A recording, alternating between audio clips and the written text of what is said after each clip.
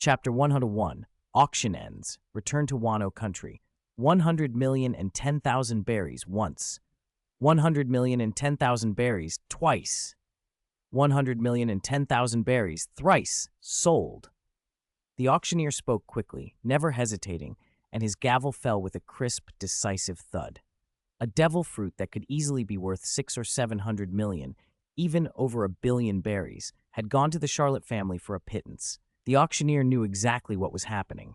Tesoro had put that fruit up as a half-sale, half-gift, meant to curry favor with Big Mom's crew. As long as someone from the Charlotte family showed up, the job was done. In the New World, few forces dared to bid against them. Aside from Kane's party, only a collector like the Shichibukai Hanafuda, who prized ancient zoans, might risk it, and only for an exceptional specimen. The guests below seethed with jealousy, but kept their tempers in check. Open complaints would be suicide. Prospero, sitting in box 2, glanced next door and breathed a silent sigh of relief. He had been nervous that Kane would feel like playing games and raise bids just to make them pay more. If that had happened, not only would they have spent more, they might have lost the fruit altogether, a result he couldn't bear. The next item went on display. Zoan type, ancient zone, dragon fruit, Tyrannosaurus Rex model. The auctioneer hawked it loudly. Eat this devil fruit and you hold the admission ticket to the world of the strong. But everyone present understood the reality. With the Charlotte family and Hanafuda on the scene, who would even try to compete? It wasn't about money. No one wanted to offend a Shichibukai. Predictably, a bid came from Hanafuda's box, 100,010,000 berries. The auctioneer acknowledged the lone bid, struck the gavel, and the deal was done. Finally, the last lot and true grand finale of the evening was introduced. The Mera no Mi, a Logia type, widely regarded as the strongest class of devil fruit, a particularly outstanding Logia example. Starting bid, 100 million berries. The auctioneer's gaze flicked automatically to box 1. Tesoro had already told him that Kane of the Beast's Pirates had reserved this fruit. Formalities still had to be followed, of course. Sure enough, a calm male voice crackled in over an earpiece. Box 1, 100,010,000 berries. A muffled uproar and a flurry of annoyed whispers ran through the crowd. This was blatant. At least let others raise their paddles to feel like they'd had a chance. But none dared to show their displeasure. The only party capable of causing a scene sat in box 2. Brother Prospero, why won't you let me bid higher? Oven had already grabbed the Den Mushi to make another offer, but Prospero slapped his hand down. Even if we can't win, wouldn't it be good to bleed that Kane a little more? Oven demanded. Prospero kept his expression calm, though his voice was low and sharp. Fool, first we don't even know whether your stunt would work, and him not making a scene just now? That's him giving us face. Prospero's eyes were cold. Even pirates have rules. Now restrain yourself. Oven looked at his older brother's serious face, puffed his chest a few times, then reluctantly released the Den Mushi. I understand. The auctioneer wrapped up the final formalities. Congratulations to the distinguished guest in box 1. For the price of 100,010,000 berries, you have successfully acquired the Logia-type Mera no Mi. I hereby declare this auction a complete success. A small, ornamental box radiating a faint golden sheen was solemnly brought to box 1, escorted by Baccarat and a cadre of burly men in white suits. Lord Kane, Baccarat said with a respectful bow, Lord Tesoro has already settled all payments for you. This precious devil fruit is now yours to do with as you wish. Please thank your boss for me. I appreciate it. Kane smiled, opened the box, and revealed the fruit, its surface patterned like a spiral of living flame. He picked up the Mera no Mi, inspected it for a beat, then flicked his wrist and casually tossed it to Ace. Here, it's yours now. Baccarat's eyes widened. This was the Mera no Mi. If it had gone to a truly open bidding, it would have fetched at least 1 billion berries. Giving it away to a kid like that? She swallowed her surprise and said nothing more. After delivering the fruit, she melted back into the crowd with her entourage. Ace fumbled to catch the fruit, hardly believing his luck. Is it really that simple? Kane laughed, the tone suddenly sharp and laced with authority. A mere Mera no Mi isn't worth me making a public scene. If anyone tried to snatch it halfway through, they'd just get killed and the fruit would be reborn in the sea. Thank you, Big Brother Kane. Ace bowed earnestly, then, without hesitation, bit into the fruit. Ugh! Ugh! It's disgusting. His eyes widened. A vile, gut-wrenching taste exploded in his mouth, as if some nauseating essence had tunneled to his very soul. He gagged and made a face so grotesque that Sanji, standing nearby, scowled in disgust. I'll never eat any devil fruit. Letting something like that into my stomach is an insult to my tongue. Kane watched Ace struggle and chuckled. Ace, you have to eat it all. If you don't finish it, the power you gain might be flawed. Really? Ace asked, hopeful. Kane smirked. I'm only guessing. Ace's face fell. What? Big Brother Kane, that's mean. But he clamped his mouth shut, forced his lips open, and swallowed the rest of the fruit in a few grim gulps. When he finally opened his eyes, he looked like someone who had survived an ordeal. Bonnie suddenly gasped and pointed. Ice! On your head! Huh? What's on my head? Ace reached up and felt nothing, only a strange warmth. Look in the mirror, Kane said, suppressing a grin. Ace walked to the ornate mirror on the box wall. One look, and his jaw nearly dropped. Whoa! Why is my head on fire? He panicked and slapped at his head, but the flames only flared higher, fed by his fear. Kane shook his head. Don't waste your energy. That's the Maramara Nomi's ability activating without your control. Calm down, concentrate, feel it, and then control it. Ace obeyed. Through an instinctive, almost mysterious connection, the blazes on his head slowly subsided until they vanished. His embarrassment evaporated and was replaced by exhilaration. Heh, that's fun. Kane smiled. Plenty of time to get familiar with it. For tonight, rest. Tomorrow morning, we set sail for home. The next day, aboard the Rayquaza. Big Brother Kane, I want to challenge you, Ace shouted, brimming with energy. Kane, lounging on a sunbed in sunglasses, waved him off without getting up. You're not ready yet. First, get past Yamato, then we'll talk.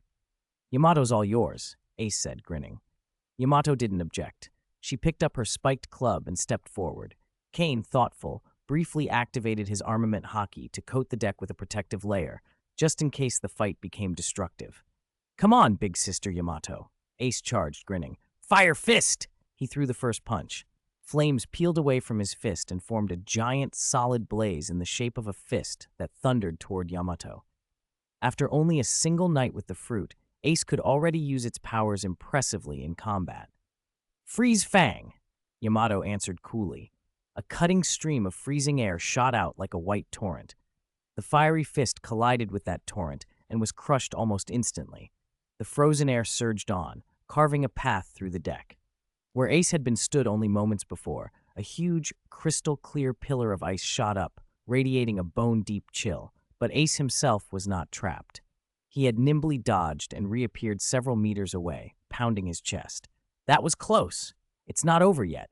Crossfire! Ace recovered, narrowed his eyes, and crossed his index fingers. A scorching, cross-shaped beam fired from his fingertips and guided a towering pillar of flame into the spot where Yamato had just stood. The heat was intense. Even spectators felt it from afar. Did it work? Ace squinted through the flames. Not even close, Yamato said, appearing right beside him.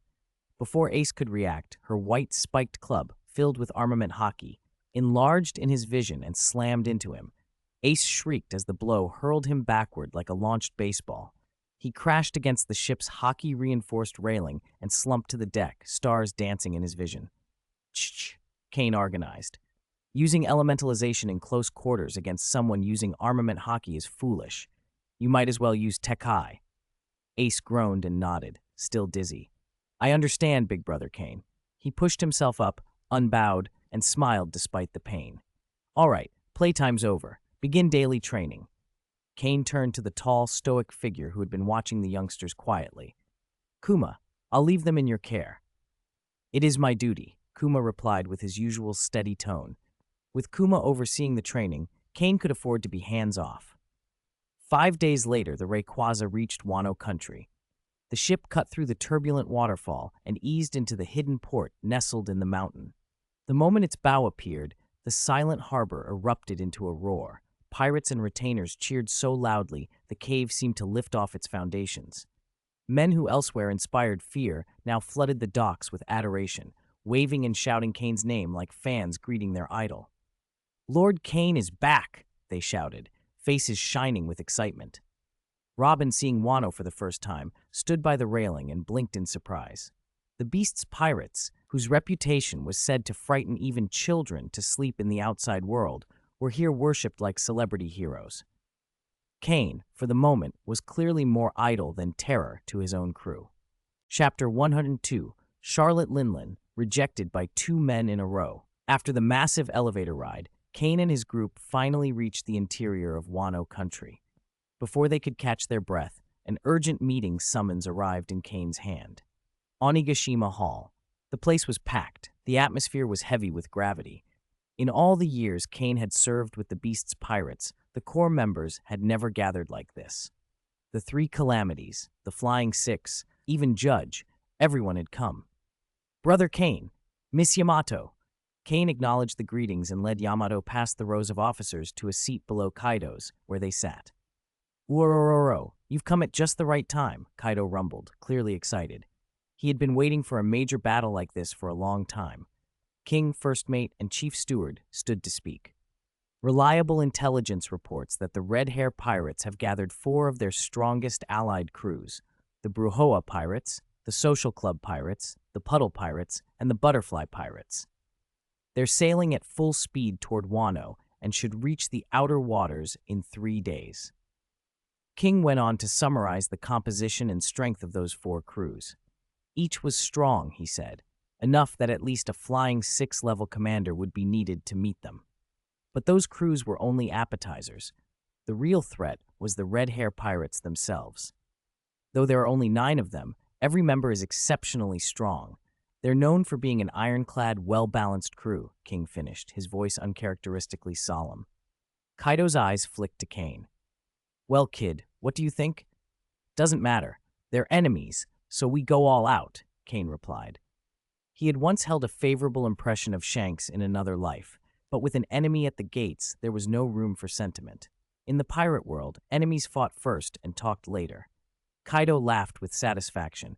Exactly. No ifs, no buts. Let's fight. Yamato echoed him immediately. Take them down. Show those red hairs how strong we are. The hall erupted.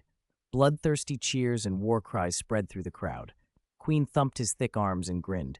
Good chance to test my new plague bullets, he shouted, then shot a provocative look at Judge across the hall, as if to say, I'll prove who the Beast's pirate's top scientist is. Judge, ever composed, looked out of place amid the rising bravado. A pre-war meeting shouldn't end at rhetoric. There needed to be concrete operational plans. Kane, sensing the need for direction, steered the discussion to logistics. Next, we should decide who goes to war and who stays to guard Wano. The Red Hair Pirates had poured everything into this offensive. Having not long settled into the new world, their foundation was shallow. They had to commit fully to have the capital to challenge the Beast's pirates. But Wano had been the Beast's pirates' base for years. It couldn't be lost. Kaido nodded and began calling names. King, Black Maria, Ulti, and Page 1 will remain behind. King and Black Maria accepted the order with bowed heads. Ulti, however, sprang up and pointed at the group slated to depart. Ha! Kaido, do you think I'm weaker than them? Page 1 panicked at his sister's outburst, yanking on her sleeve. Sis, don't speak to Boss Kaido like that. Kaido didn't scold her. He waved a careless hand. Ha ha, if you want to go so badly, fine. Take your brother with you. Ulti folded her arms and beamed. Just then, a Den Mushi began vibrating urgently. Kaido frowned and pulled a frantically shaking snail from his pocket. He pressed the answer plate. The snail's face rearranged itself into heavy lipstick and thick eyeshadow, and a familiar booming laugh filled the hall. Mama, Mama, the Den Mushi crackled. Charlotte Linlin's huge voice poured through the speaker. Kaido, I heard you're going to war with that Shanks fellow. How about it? Want to team up with this old hag? We'll hit them together and sink them all. The hall quieted. Officers strained to hear. Kaido's features darkened. Do you think I'll lose? Mama. Not necessarily, Charlotte Linlin sang, confident.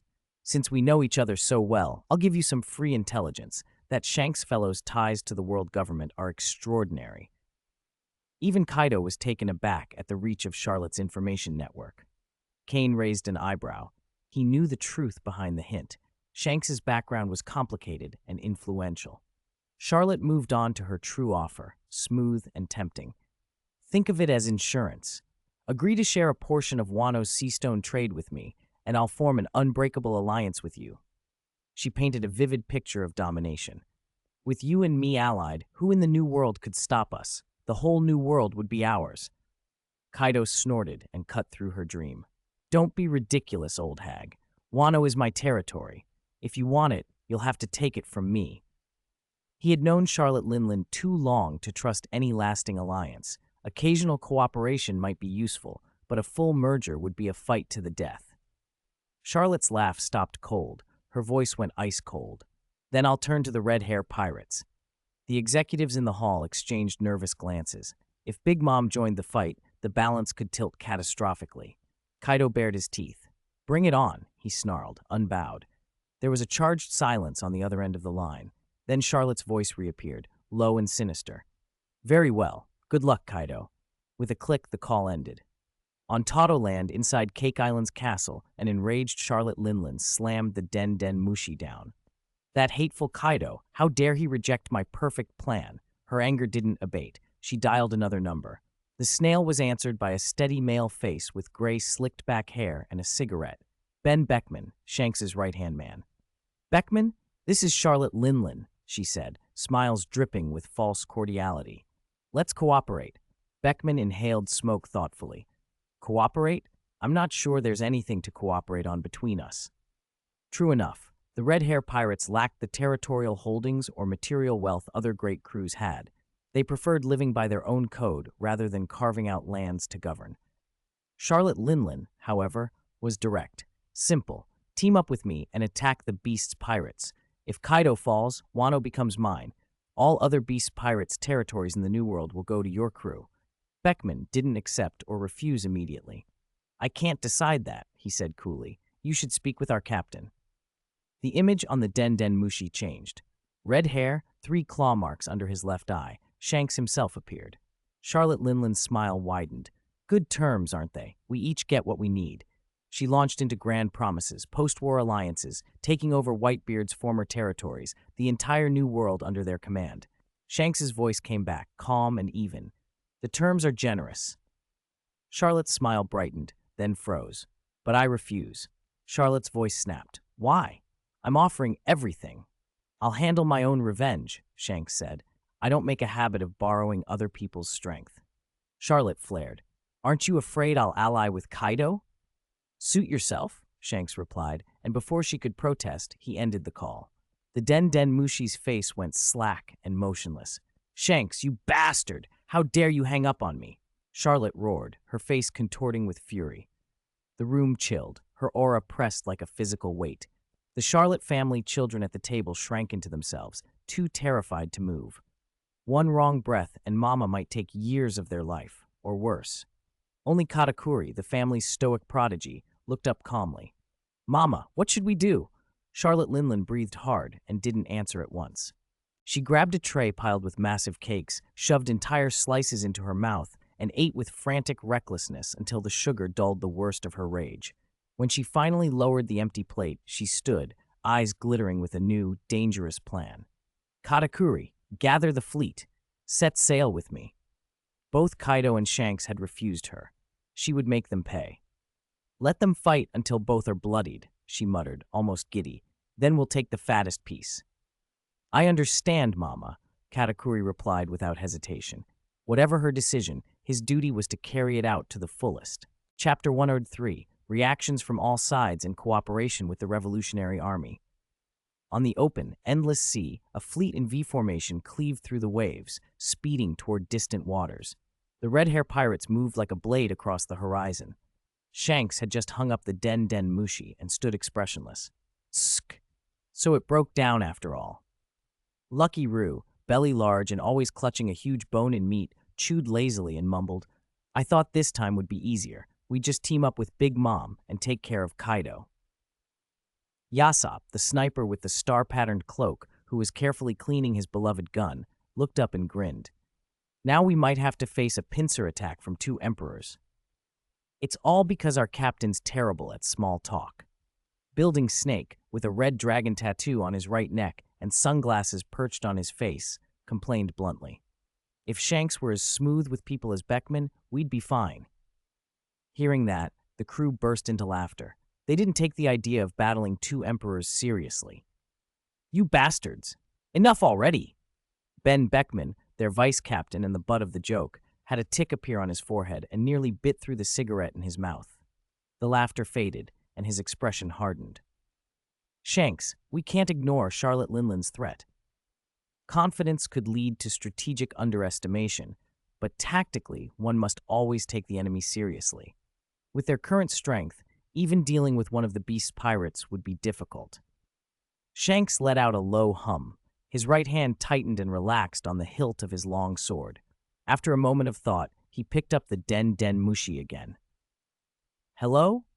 An old voice answered from the other end, the voice from Marine G10 branch. The call had routed to one of the Marines' major strongholds in the New World.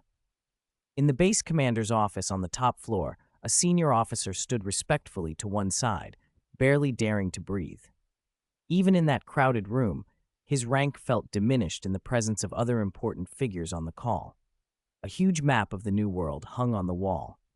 One man, hair round and bushy, was intently comparing newly arrived intelligence, marking and drawing on the map while occasionally whispering into the Den Den Mushi. The other two important figures in the room were not entirely focused on the storm brewing across the New World. Mr. Garp, is it really okay to leave Luffy to Zephyr-sensei? Admiral Aokiji Kuzan, with a green eye mask pushed to his forehead, sounded discreetly worried. He didn't want to speak ill of Zephyr, but ever since 2 years ago, when Zephyr's training ship was nearly wiped out by an unknown swordsman, Zephyr's personality had changed. The once non-lethal admiral had become more extreme and unpredictable. Kuzan didn't want to judge the change, but he wasn't sure it was wise to entrust a child who constantly swore he would become Pirate King to such a person. Garp laughed and picked at his nose. It's fine. Ha ha ha, that's Zephyr. From thousands of miles away, a certain rubber brat who had spoken out of turn was, at that moment, receiving the harsh education of his seniors, accompanied by occasional cries of pain. Shh, you two, keep it down, Sengoku admonished, rubbing his forehead helplessly. If Kizaru hadn't been on a mission and Akainu's temperament didn't make him unsuitable for this task, he would never have brought those two along. A voice on the Den Den Mushi interjected, Vice Admiral Tsuru. Sengoku, to what extent does the world government require our intervention? Sengoku inhaled deeply and shifted back to strategy. Ideally, the Red Hair Pirates and the Beast's Pirates fight each other to a stalemate. Then the Marines can move in and clean up the rest. And the worst case is Whitebeard and Big Mom, or others, get involved, and the whole thing escalates into a war engulfing the New World, Kuzan added. It wasn't that Sengoku wanted the emperors to fight, but a massive upheaval in the New World could spread to the Grand Line and the Four Seas and ruin the careful balance the Marines had maintained. He also had a secret mission he could not reveal. Sengoku, forget everything else. Red-haired Shanks must live, came a cold instruction from the Gorosei, the world government's highest authority. The order allowed no debate. Sengoku could only accept it in silence. Why the world government took this stance was not for subordinates to question. Adults considered only advantage and disadvantage. Sengoku's shoulders slumped. This is a mess. Tsuru's voice drew him back to the matter at hand. So, where do we stand? In short, Sengoku said, forcing his attention back to the map, the world government demands we prioritize stability. Unless we can guarantee the complete annihilation of an emperor-level pirate force in a single operation, we must not intervene recklessly. Tsuru sighed on the line. Understood. Then we have no choice but to monitor and adapt as the situation unfolds. The Marines lived by those rules, accept the world government's orders and act within them, no matter how frustrating. When Tsuru finished helping to draft an action plan, she hung up. Fleet Admiral Sengoku turned, face severe, and issued the command. Orders. Kuzan, Garp, and the G10 base commander snapped to attention. Assemble 2/3 of available warships, fully provision them, and depart immediately. Sengoku's finger thudded down on an unremarkable small island on the map. The the place Tsuru had identified as the most likely site for a clash between the Red Hair and Beast's pirates. As the various powers stirred across the sea, Wano Country's interior buzzed with its own martial preparation. Vinsmoke Judge had supplied a whole batch of elite artificial soldiers. The weapons factories in the Udon region ran day and night. Artisans sweated as they forged armor and weapons for pirate minions and the newly enlisted artificial troops. On Ruskaina Island, a group of uninvited guests had appeared. People Kaido had forcibly relocated. "How long will your berry fruit control hold?" Kane asked Bao Huang. The berry fruit, able to tame ferocious beasts, had been found by the beast's pirates after an intensive search and entrusted to Kaido's secretary. "If they follow orders completely, I can guarantee 7 days," Bao Huang replied respectfully. "After that, the effect will gradually wear off." Kane nodded.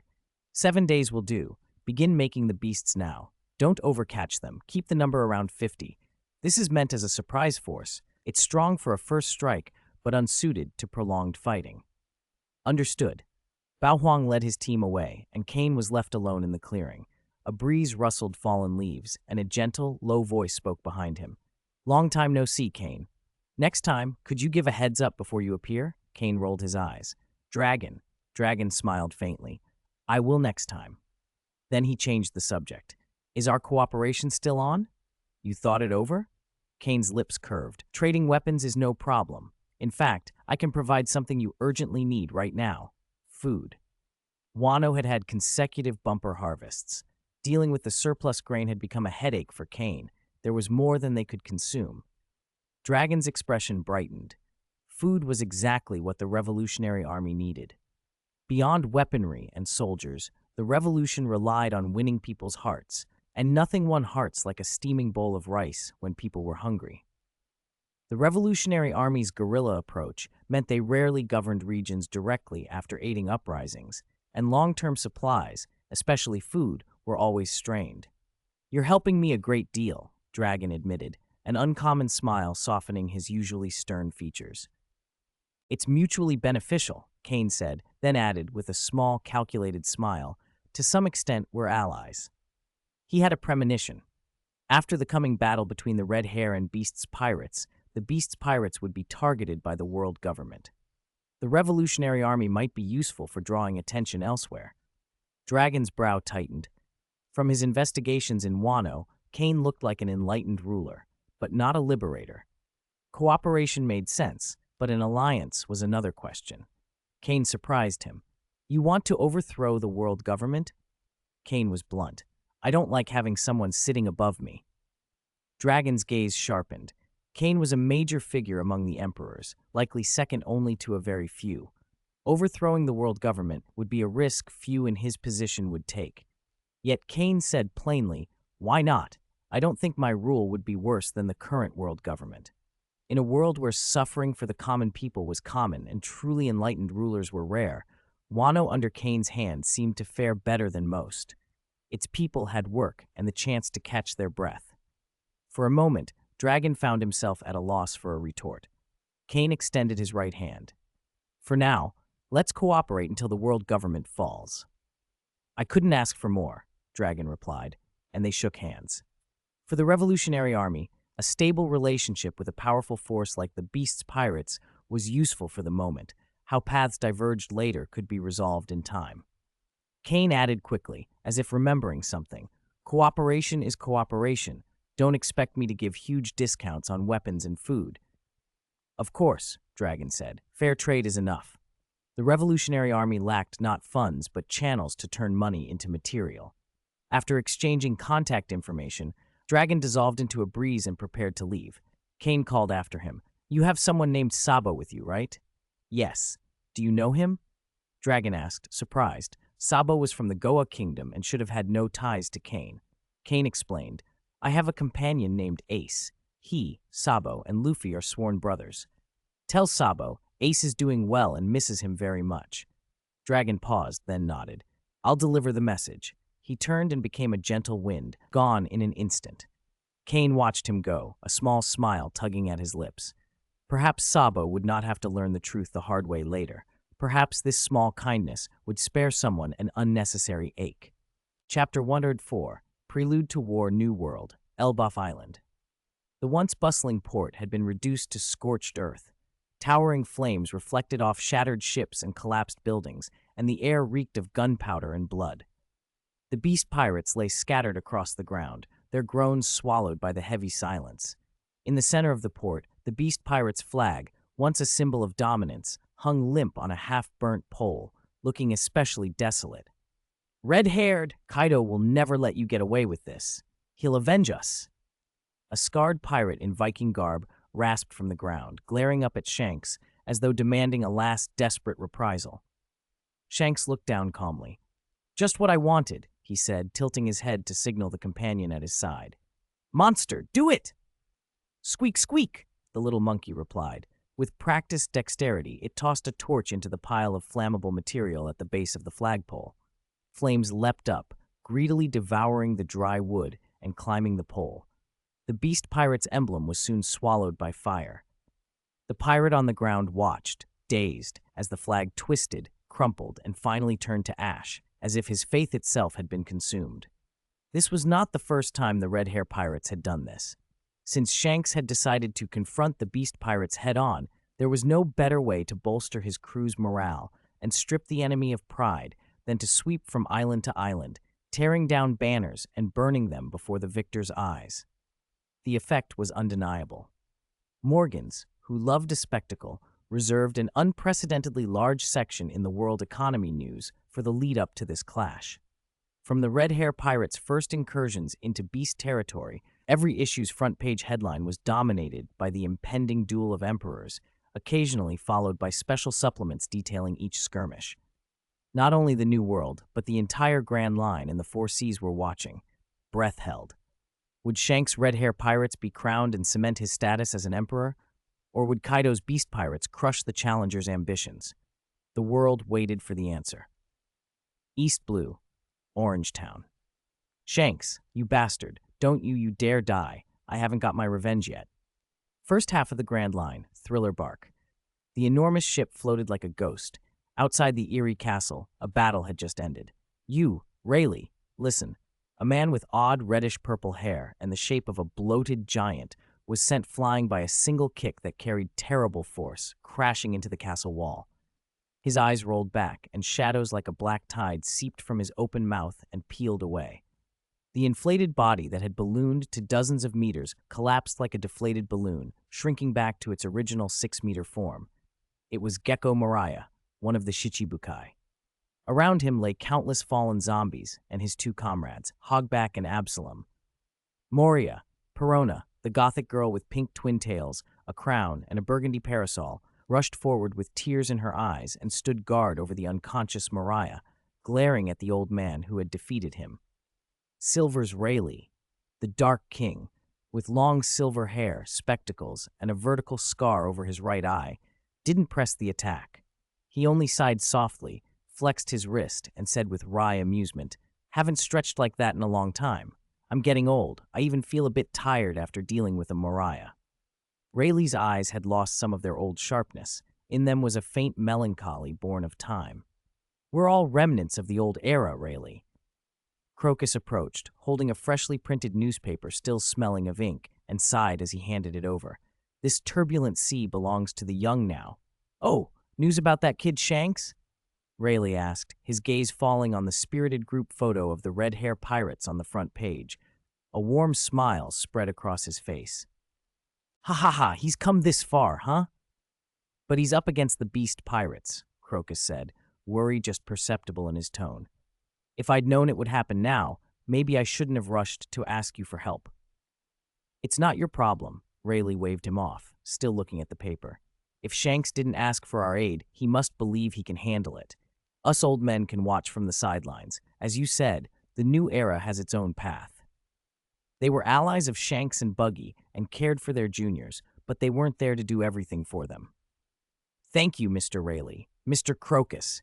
Brooke, the skeleton in a gentleman's suit and an afro, bowed 90 degrees in heartfelt gratitude. "Without your help, I'd never have gotten my shadow back." "No need for such formality," Crocus smiled. "I only fulfilled my promise to Laboon." Crocus then noticed the katana in Brook's left hand and raised an eyebrow. Isn't that Ryuma's famous sword? Yes. Brook explained that after Ryuma had been returned to true life, the swordman had willingly given up his life to return his shadow, and in his final request, entrusted Brook to find a worthy owner for the blade. Ryuma hadn't wanted his beloved sword to sink with him on the sunless ship. Though Ryuma had been revived by his shadow and retained his swordsmanship, his tremendous power in life left Brook unable to reclaim his shadow for years. Rayleigh's intervention had turned the tide, Mariah was defeated, and Ryuma had the chance to decide. With matters settled, the group left Thriller Bark aboard the island whale Laboon to the resonant strains of Bink's Sake. Alabasta, in a luxurious office. Just wait. Once I find that ancient weapon, I'll take down all you emperors. A golden hook drove through the World Economy News and gouged into the hardwood desk. Kurigana Island, the fields outside an old castle. The world's greatest swordsman, Hawkeye Dracul Mahawk, had finished his morning's farming. Wearing a straw hat and simple clothes, he sat oddly on a luxurious sofa at the field's edge beside a delicate coffee table laden with seaweed rice balls. Several large shujo wearing small straw hats mimicked him, quietly enjoying lunch. The red hair pirates and the beast pirates. Huh? Mihawk murmured as he tore into a rice ball with 3 precise bites, his eyes on the headline. He wasn't troubled by acquaintances on both sides. He was weighing whether to join. A battle between emperors was tempting, but he suspected the Marines and the world government would be lurking, possibly ready to intervene. If he involved himself rashly, it would be hard to avoid being drawn into their machinations. He didn't want that unless he intended to give up his Shichibukai status. Shanks and Kaido going at it. I'd really like to see that, he said with a rare, expectant smile. Reaching for another rice ball, his hand found only air. The table was bare. 3 Masira with bulging cheeks sat nearby, rice grains clinging to their mouths. The 3 winked at him and snickered as they fled. Green, Snubble, Yellow, come back here. Wano Country, Onigashima. Kaido had just finished a long Den Mushi call. Don't worry, Hancock, I'll be fine. Really, I promise, he said with a rare patience. Stay put on 9 Snake Island. He exhaled, relieved.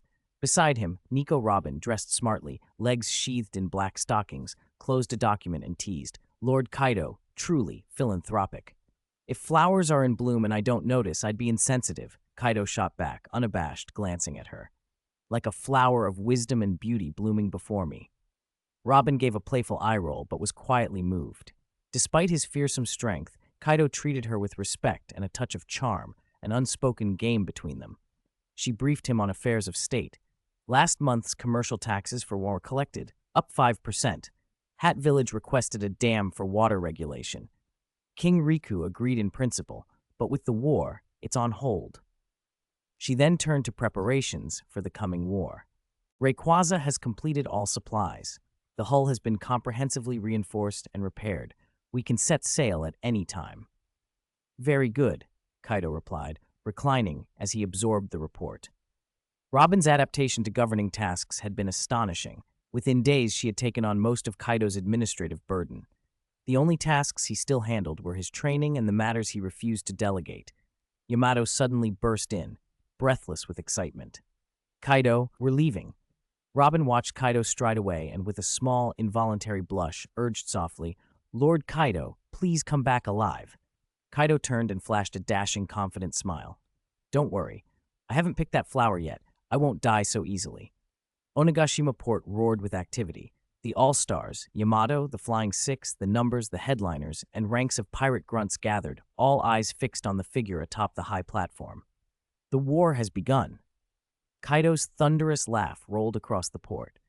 Let the world see our power. Get ready to fight, my children. The pirates' cheers answered him like a storm. Depart, Kaido roared, and the beast pirates' massive war machine trembled into motion. Crews, following their prearranged orders, boarded their warships in organized frenzy, waiting for the giant elevator to lower them into the underwater dock and out to sea.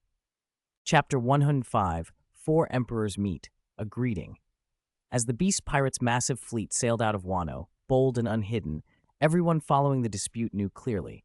War was not just coming, it had already begun. Chagos Island in the New World, like so many islands here, was barren and seldom visited. Today, however, it had become the focus of the world.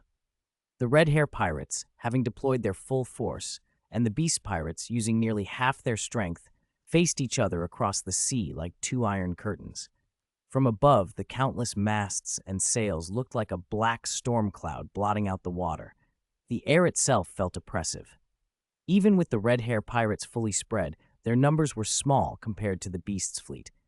On the deck of the Rayquaza, Violet activated her clairvoyance, her 1,000-mile sight.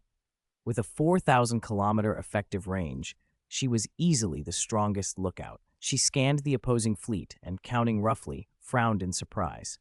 All told, there are only about 800 of them? Kane, calm as ever, chuckled.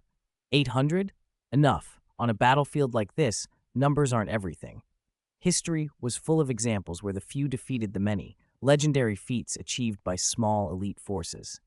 Violet's eyes widened as she tried to gather more detail. Then she suddenly gasped and went pale. He just looked right at me. Kazuki Hiyori, nearby, asked, "What's wrong?" Violet swallowed hard, pressing a hand to her pounding chest. He looked at me. Red hair. He looked at me. Kane smiled faintly. Not surprising. A top-tier expert like Red Hair wouldn't fail to notice someone spying on him. Relying on Violet to watch a single powerful opponent 24/7 was unrealistic. On the Red Force, Shanks slowly turned his gaze away from the horizon, barely reacting to the fleeting look. In today's world of emperors and island fleets, intelligence alone meant little. Trust and power mattered more. At the bow, Ben Beckman, cigarette between his lips, watched the beast's formation through his telescope. They've deployed close to 10,000, he said without hurry. As expected of a veteran emperor who's held the New World for years, that's a solid foundation. Kaido the Beasts, Queen the Plague, Heavenly Disaster Kane, Yamato, everyone except King the Wildfire is here, he added. Yasop, scouting with his own lens, chuckled. And an old acquaintance, Who's Who, our little enemy. We'd once taken the Gum Gum Berry from him. He ended up leaving CP9 and joining the Beasts. Lime Juice, long blonde hair, hat bearing the red hair emblem, grinned, excitement on his face. We'd better be ready. Comrades, prepare for battle. Shanks' right hand settled on the hilt at his waist. His black cloak snapped in the sea breeze. The red hair fleet roared in response, their fighting spirit lifting like a tide. On the Beast's flagship, Kaido crossed his arms and grinned ferociously. My children, raise hell! Under their captain's orders, both colossal fleets stirred and began to form battle lines. War hung in the air. Then let me start with a greeting, Kane said, chuckling. If he didn't seize this moment, once full-scale melee began, it would be hard to make a decisive, intimidating strike. He leapt, light pouring from him. A dazzling jade-green radiance burst out and exploded into a rain of shimmering motes, a fantastical curtain of green light across the sea. Kane's form shifted. His body extended into a jade-green dragon bolt and shot into the clouds. The clear sky darkened. A thick canopy of storm clouds rolled in and lightning writhed within them, roaring as it cracked. The dragon's silhouette could be seen faintly in the electric storm. That brat, daring to steal my thunder, Kaido snorted on his bow. In past battles, it had always been Kaido who ascended first in dragon form and dominated the skies. Now Kane had taken the stage. On the Red Force, everyone looked up. Is that Kane's beast form? He looks like Kaido, Yesop remarked, laughing. More so than Yamato. Beckman exhaled a smoke ring, his expression hardening as the dark clouds gathered. Not good. A red flash entered Shanks' eyes. He read the moment at once, drew his sword Griffon, and shot into the sky like a streak of red lightning. Kane, who had been gathering lightning in the clouds, noticed and scowled inwardly. An opponent with top-tier observation hockey would be hard to fully surprise. No time to waste. Myriad thunders. Kane's jade dragon head rose from the clouds and let out a stifled roar. The accumulated lightning erupted. Countless bolts, thick as pillars, stabbed down from the heavens like divine spears, a judgment of thunder and destruction aimed at the Red Hair fleet. The Beast's fleet erupted into cheers at the sight. This was their trump card. The Red Hair crews stared in horror at the apocalyptic sky. Take cover, officers shouted hoarsely across decks, shouting orders, urging sailors to avoid the coming storm. Was this truly the power of a mythical zone? It looked like the rumble fruit. Despite the terror, the red hair crews did not fall into blind panic. They had their captain.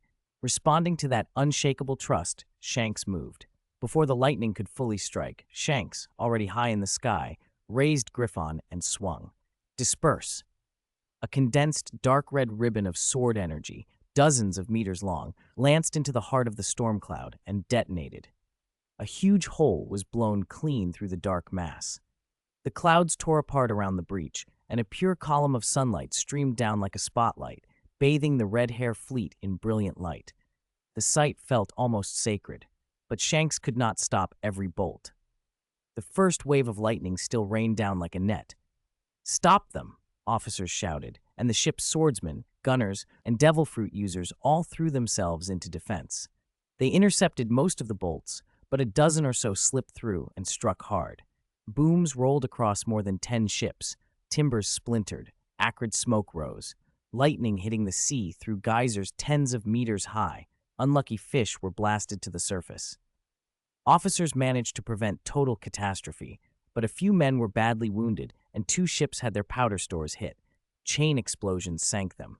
Shanks and Kane both returned to the bows of their ships as their cloaks snapped. Shanks swept his gaze over his fleet. The ships were damaged but seaworthy, and the core combat units remained intact. He allowed himself a slow breath of relief.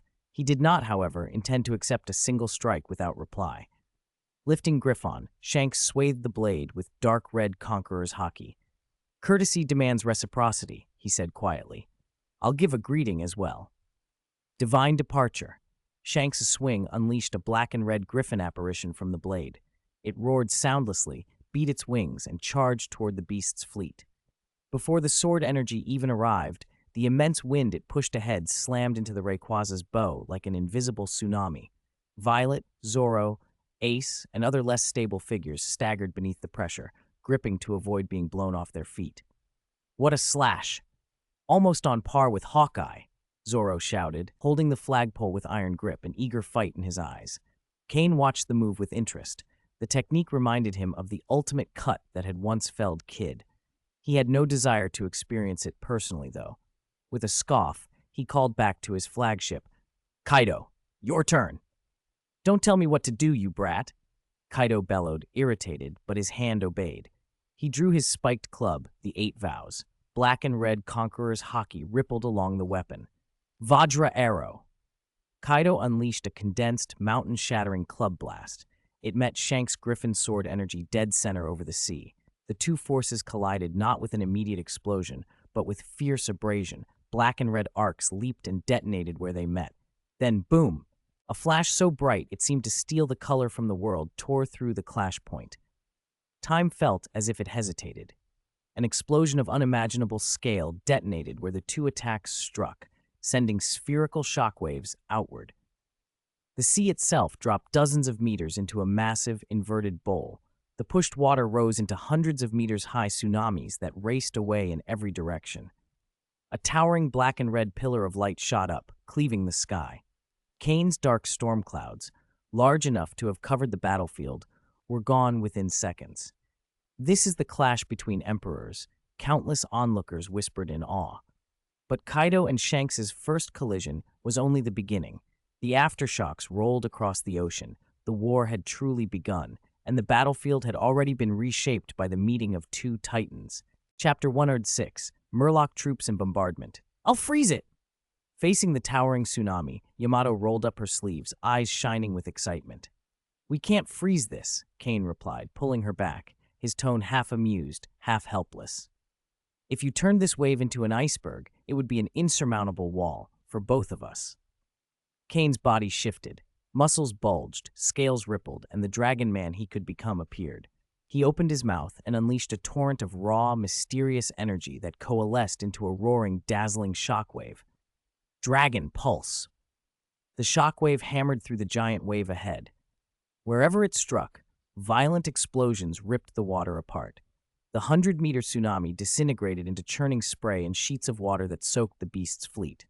Once the sea calmed, Kane realized the Red Hair Pirates' Kyo fleet had already used the diversion to change course and were racing for the shore of Chagos Island. "Are we going to fight on land?" Kaido's booming voice cut through the chaos. Little ones, chase them for me. He waved his spiked club and leapt. As he rode the air, his body expanded and lengthened, transforming into a massive azure dragon. Flames licked from the dragon's claws as Kaido rode the cloud of fire into the sky. Leave red hair to me. The rest of you, do as you please. Kaido's thunderous order echoed down to every beast's pirate. The azure dragon twisted, wind and thunder in its wake, and shot after the red hair fleet. Then let's charge. Kane grinned, raised his hand, and tapped his ability. A gust gathered and filled the sails of the beast's fleet. The huge armada surged forward with unusual speed, cutting through the waves toward Chagos Island. Damn, Kane. Since Shichi isn't here, I'm second in command. I should be giving orders. Queen's irritated voice rose from another flagship. Thanks to Kane's weather control, the beast's fleet rapidly closed the gap. On the red hair side, Roundfinger Gapini, the Mizutamari captain, with a pale green top hat and frog-like features, shouted into a Den Mushi. The beast's pirates have caught up. Execute Plan A as planned. Beckman's cool voice answered from the other end. Understood. Gapini turned to his crew. Plan A, now. Objective, cripple their ships and slow their landing. Yes, 50 fishermen warriors answered and slipped into the water. Using their natural advantage, they moved like arrows beneath the surface and infiltrated under the beast's fleet. They worked with chisels, warhammers, axes, and even fishman karate, attacking hulls from below. The wooden ships splintered like brittle bark. In tens of seconds, the fishermen had put holes in 25 beast ships. Seawater rushed into compartments. Panic erupted. This was Plan A. Use a mobile, highly trained fishman unit to sink and disable the beast ships from underwater, causing mass attrition, breaking formations, and crushing morale. In an age of wooden hulls, it was simple and devastatingly effective. The hulls leaking, ships listed wildly, screams filled the air. In minutes, several smaller warships were half-submerged. Pirates slid off decks and flailed in the sea. Order devolved into chaos. Even ships housing members of the Flying Six, like Ulti and Who's Who, were targeted. From his flagship, Gapini peered through binoculars at the confusion and couldn't hide his grin. Ha! As expected of Mr. Beckman. This is a great success. Those beast bastards are taking heavy losses. That 50 fishmen could wreak such havoc spoke to their high-intensity training and the targets they chose. Medium and smaller ships, not the flagships where Kane and Queen commanded. Kane's observation hockey could detect underwater anomalies instantly. Attacking those ships would be suicidal. On the Rayquaza, Kane remained composed. Violet, use your ability to scan the seabed, he ordered. Understood. Violet made an okay sign in front of her eyes. Her glare fruit pierced the water and revealed dozens of dark, fast-moving shapes. They're fishmen, attacking the hulls. Kane nodded. A fishman unit is indeed useful. He thought of how he needed that kind of unit, but Fishman Island belonged to Whitebeard now. The beast's pirates couldn't afford to offend two emperors. Let me freeze the surface, Yamato offered. No, Kane said. We'd lose our weather advantage. A frozen sea would stop the fishmen, but it would trap their own fleet too, forcing them ashore with slow speed and letting the red-hair pirates land first to prepare ambushes. With more ships leaking and screams rising, Kane sprang onto the wreckage of a sinking ship and plunged his arm into the water. Devil fruits are weakened by seawater, but not nullified. Golden yellow electric arcs raced along his right arm. Thunderwave! A halo of electricity erupted from his claw into the sea. Zzz! High-voltage current fanned out. Bubbles churned. Dark figures twitched and went limp, sinking. Some beast's pirates struggling in the water were stunned, foaming and losing consciousness, falling to the seabed. Kane didn't hesitate. Love your soldiers like sons. Use them like dirt, he muttered grimly. All fishmen, rescue those you can. The rest, forward. There wasn't a formal fishman unit in the beast's fleet, just scattered fishmen who had joined them. Kane's order mobilized them. They fixed it so fast? Gapini frowned as he watched the beasts regroup. Their goal had been to destroy half the beast's fleet. Now it looked like crippling a third was the limit. Don't worry, Gapini. Beckman's steady laugh through the Den Mushi. Our main objective was achieved, wasn't it? Gapini let out a shaky breath. Their priority had been delaying the beast's landing to let the main force set up defenses on the island. That had worked. All ships' attention. Beckman's voice carried through the Den Den Mushi network to every red hair captain. Begin Plan B. He had stayed up nights preparing contingencies against the beasts. Replies came from across the fleet. Understood. Received. Leave it to us. As the red hair ships ran ashore, hundreds of pirates disembarked like a trained army and melted into prearranged ambush positions. Ships that couldn't move trained every cannon on the approaching beast fleet and opened up. Bang, bang, bang, cannonballs. Solid shot and special explosive rounds poured down on the beasts. Chagos Island had been evacuated at the beasts' pirates' approach, so both sides fired with full force. The beasts answered in kind. A storm of cannon fire and smoke filled the sea. 80 ships against 30. The beasts had the numbers, but the red hair guns were relentless. Cannonballs crossed the sky, sometimes colliding and detonating into fire and shrapnel. The beasts' denser formation gradually turned the exchange in their favor. On the Rayquaza, each of Kane's companions used their skills to protect the ship. Kozuki Hiyori sent flying slashes, Violet hurled hard as steel droplets, Reiju fired poisoned arrows. Ace shone brightest. Mirror flame, he cried. His right arm swelled and vomited flames, erecting a gigantic wall of fire over the water.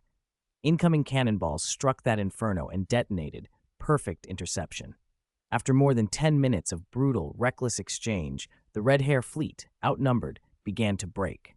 Masts splintered, hulls gaped open, many ships started to sink. Survivors abandoned stricken vessels and consolidated onto a few main warships, retreating toward the far side of the island. Kane didn't give chase.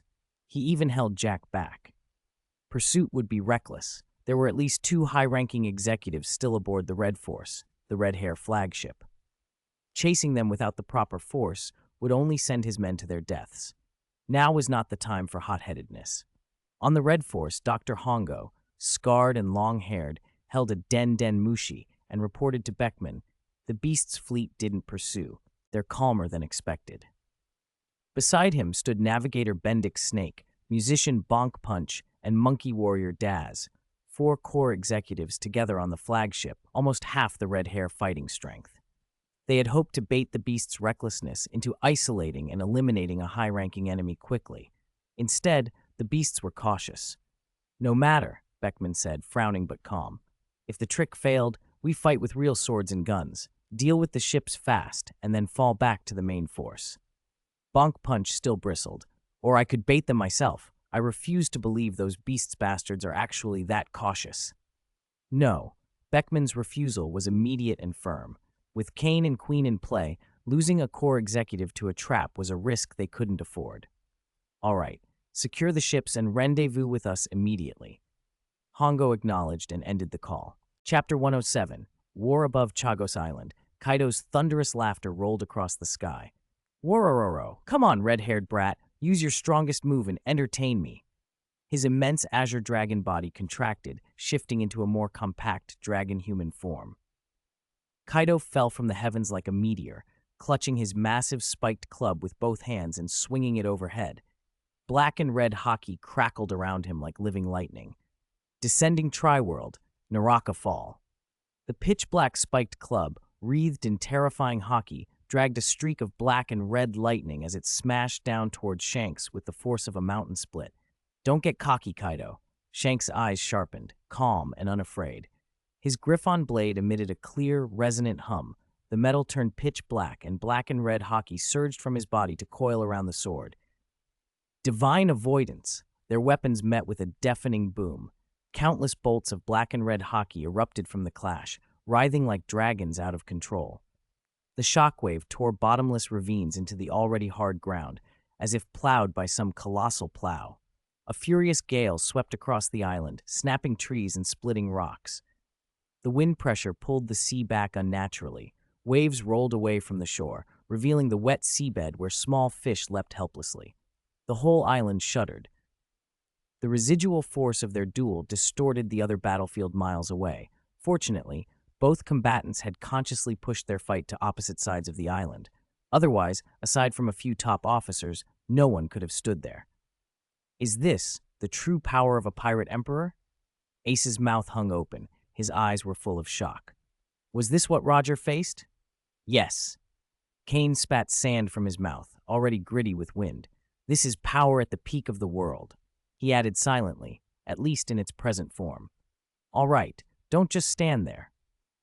Kane clapped a hand on Ace's shoulder and brought him back to the fight. Their captain has his battlefield. We have ours. Without outside interference, those two could fight for days and still not decide a victor. He looked toward the distant coastline, where faint crowds and hastily built fortifications were already coming into view. Those were the welcome gifts the red hair pirates had prepared. Someone had clearly underestimated the beast's pirates, mere trench warfare. Kane's lips curved in a cold smile. He had good tools for this. Kuma, come with me. He shot like a cannon toward the largest of the beast's fleet's 1,000-meter-long ships. Two such leviathans had come for this war. Perhaps because of their size, they hadn't been sabotaged by the red-hair fishman unit beneath the waves. On the deck were 10 massive numbers. Monstrous humanoids, 2 to 3 times the size of ordinary giants, faces like demons, horns sprouting from their skulls. Each towered over 60 meters like a walking mountain. Perfect, thick-skinned cannon fodder to punch openings and smash defenses. Roar! The numbers bellowed, eager to wreak havoc. Kane approached One Mei. He was barely 2 meters tall against the giant's ankle. With a single leap, he reached the creature's neck, grabbed the scruff, and muscles bulged as he hauled the mountain of flesh up and threw it like a bowling ball toward Chagos Island's coastal lines. Seconds later, an earth-shattering boom came from the shore. Smoke and dust billowed up. One Mei's roar echoed out of the haze as a giant spiked club smashed a section of fortifications to splinters. "Enemy attack!" the red-haired defense cried. Bullets and cannonballs rained on the giant. Blood splashed, but the numbers' thick hides took it as little more than an irritation. One Mei swung with murderous disregard, smashing anyone who moved. "Kuma, let's send the rest of the presents," Kane called back and jumped to another part of the deck. Kuma silently removed his black gloves, revealing paw-like hands. A restrained shockwave rolled from his palm. With a gentle pat, he sent Tuya floating up as if weightless. The mountain-sized Tuya arced gracefully and crashed down on the coastal defenses. Compared to Kane's brute throw, Kuma's method was effortless and devastating. Under their cooperation, the 10 numbers were quickly flung ashore, and the red-hair pirate coastal defenses were thrown into chaos. "Continue." Kane moved without pause to the second giant ship. There, 50 reinforced cages lined the deck, 50 massive beasts, each a mountain of muscle. The Dangoberry's influence kept them unusually sedate in their cells until orders came. "Heavenly Disaster Kine-sama, the Beast Squadron is ready to deploy," Babanuki, the bulky headliner in charge, reported. "Open them. Release all the beasts. Time to let them loose." The cages opened. 50 dark shapes plunged onto the fractured coastline with roars. Roar, moo, squeak! The beasts rampaged, tearing whatever remained of the makeshift forts apart. With no coordinated containment from the affiliated captains, the beasts cleared the last obstacles for the fleet's landing. "Ha ha ha! My turn!" Queen jeered as the ships came alongside. He shifted into a gargantuan Brachiosaurus zone and sprayed scorching high-energy lasers across the red-hair positions. Boom after boom ignited the coast. Jack, Who's Who, Black Maria, Sasaki, and Page One roared and transformed into their ancient zones, charging like unleashed monsters. Yamato dove from the Rayquaza and white fur spread over her limbs, werewolf Yamato, leaping into the fray, her spiked club coated in bone-chilling frost that froze foes into statues before shattering them. Very lively, Yamato. Kane smiled and prepared to leap down himself. A faint report cut through the chaos like a needle. Kane's internal alarms screamed, "Danger!" His observation hockey flared. He wrapped himself in pitch-black armament hockey and moved, but a sea-stone slug struck his chest with a force that seared through his hockey. Pain lanced through him, and a wave of weakness washed over his body, though it passed quickly. A flattened sea-stone bullet lay on the deck, cracked into a disc by the impact. "Was that Yasop?" Kane frowned. The shot had punctured armament and left him dazed, proof of a deadly sniper. He bent to pick up the spent round, but his observation hockey screamed again with a sudden, violent warning. He dodged instinctively. Pfft! Blood sprayed from his left shoulder near the collarbone. Another sea-stone slug had found its mark. He tasted iron as the old familiar weakness washed over him. Damn it! Sea-stone bullets now? Who's selling these things? Kane muttered, furious as the wound began to stitch itself shut under his rapid regeneration. On the red hair side, Beckman lowered a smoking long gun and watched coolly. A pity, he said. I had hoped to take Heavenly Disaster Kane down myself. His plan had been simple, a first shot to unsettle Kane, then Yasop's deadly second shot to finish him. The opening had nearly worked, but Kane's dodge had spoiled the clean kill. The moment slipped away, and with it a surge of morale. Beckman sighed inwardly as he looked toward the titanic duel between Shanks and Kaido. Shanks, it might be down to him. He watched the clashing giants across the island and thought how, even if all their executives fell, as long as Shanks could beat Kaido, they still had a chance. That was the power of a pirate emperor, the influence one man could tip the war's balance. You're one of the two figureheads of the beasts. It's not that easy, Yasop replied pragmatically as he reloaded. He had already been plucking beasts' pirates off the beach with his scope, precise as ever. Next, close combat, Beckman ordered. The red hair executives, long held back, finally surged from their positions to meet the enemy. On the Rayquaza, Kane rubbed at his shoulder. The wound had already stopped bleeding and was knitting under his regeneration. He planted his feet and let battle intent flare in his eyes. Damn it! Prepare to face my wrath. Chapter 108, Training Foresight and Battlefields Everywhere. Bang, bang. Beckman holds his custom long rifle steady, aims at the charging Kane, and fires with a calm, rhythmic precision. One sea-stone bullet after another, predicted by his far superior observation haki, cuts off every possible advance route Kane might take. Kane is forced to keep dodging and parrying. His speed visibly slows. Damn it, top-tier gunners are the worst, Kane thinks. His observation haki is nowhere near Beckman's level. He scrambles to push it to the limit, praying he can find even a sliver of the future. If only he could grasp foresight himself. The thought strikes him like lightning. That's it. There's no better time to try. Kane suddenly halts his futile charge, forces himself to calm, and pours his mind into observation haki, hunting for a glimpse of what's to come. From a distance, Beckman watches Kane stop, a complex, unreadable smile playing on his lips. Anger? Contempt? Using me as a whetstone to sharpen your observation haki, are you, Heavenly Disaster Kane? He muses. Then his gaze hardens. Let's see which of us breaks first, the whetstone or the blade. Meanwhile, the coastline of Chagas Island has descended into chaos, a bloody slaughterhouse. Poison arrow rain, Reiju cries, clad in her Germa scientific combat suit, butterfly-like wings spread from her back as she floats, lips parting to exhale a deadly mist that condenses into countless pink-purple poison arrows, raining down like a storm on the fighters below. Clang! Clang! Clang! Hongu's face remains impassive as his black staff dances, its shadow forming an impenetrable barrier that deflects most of the arrows with a chain of sharp impacts. A few stray shafts strike the ground and eat small pits into the earth with acid-like corrosion, releasing eerie pink-purple smoke. If this hits flesh, it'd be nasty, Hongu thinks, frowning. He seizes a gap in Reiju's barrage, leaps, and with a backhand thrust drives his staff toward her midsection. Bang! Reiju in midair looks unable to react. She slams into the ground like a kite with a cut string, kicking up dust. Hongu expects victory, but no joy crosses his face, only surprise. That blow felt incredibly solid. Did he really strike living flesh? Sure enough, Reiju clutches her stomach, shows a hint of pain, and then stands. She takes a deeper breath of pink-purple mist, shrouds herself, flaps her wings, and dives back in. Ranged attack won't work. Time for close quarters. On another part of the field, Queen has already shifted into his massive Brachiosaurus human hybrid form. A huge barrel on his back bubbles ominously, while a modified multi-barrel Gatling gun, loaded with his latest playgrounds, spins in his hands. Da-da-da-da-da. Countless bullets imbued with special viruses sweep toward the enemy like a storm of death. Who do you think I am? Mere bullets! Guadini roars, crossing his arms and coating them in armament haki to form a solid shield. The rounds ping harmlessly off his haki and then explode. Green smoke blooms from the spot where the bullets detonated, reeking of menace and immediate danger. What is this? Guadini cries as a burning heat floods his body and dark green blotches begin to spread over his skin. Ah! Queen cackles triumphantly. Mwah! Taste my masterpiece. These are my mummy virus bullets for this war. First, they'll make you feel like you're being burned in molten lava.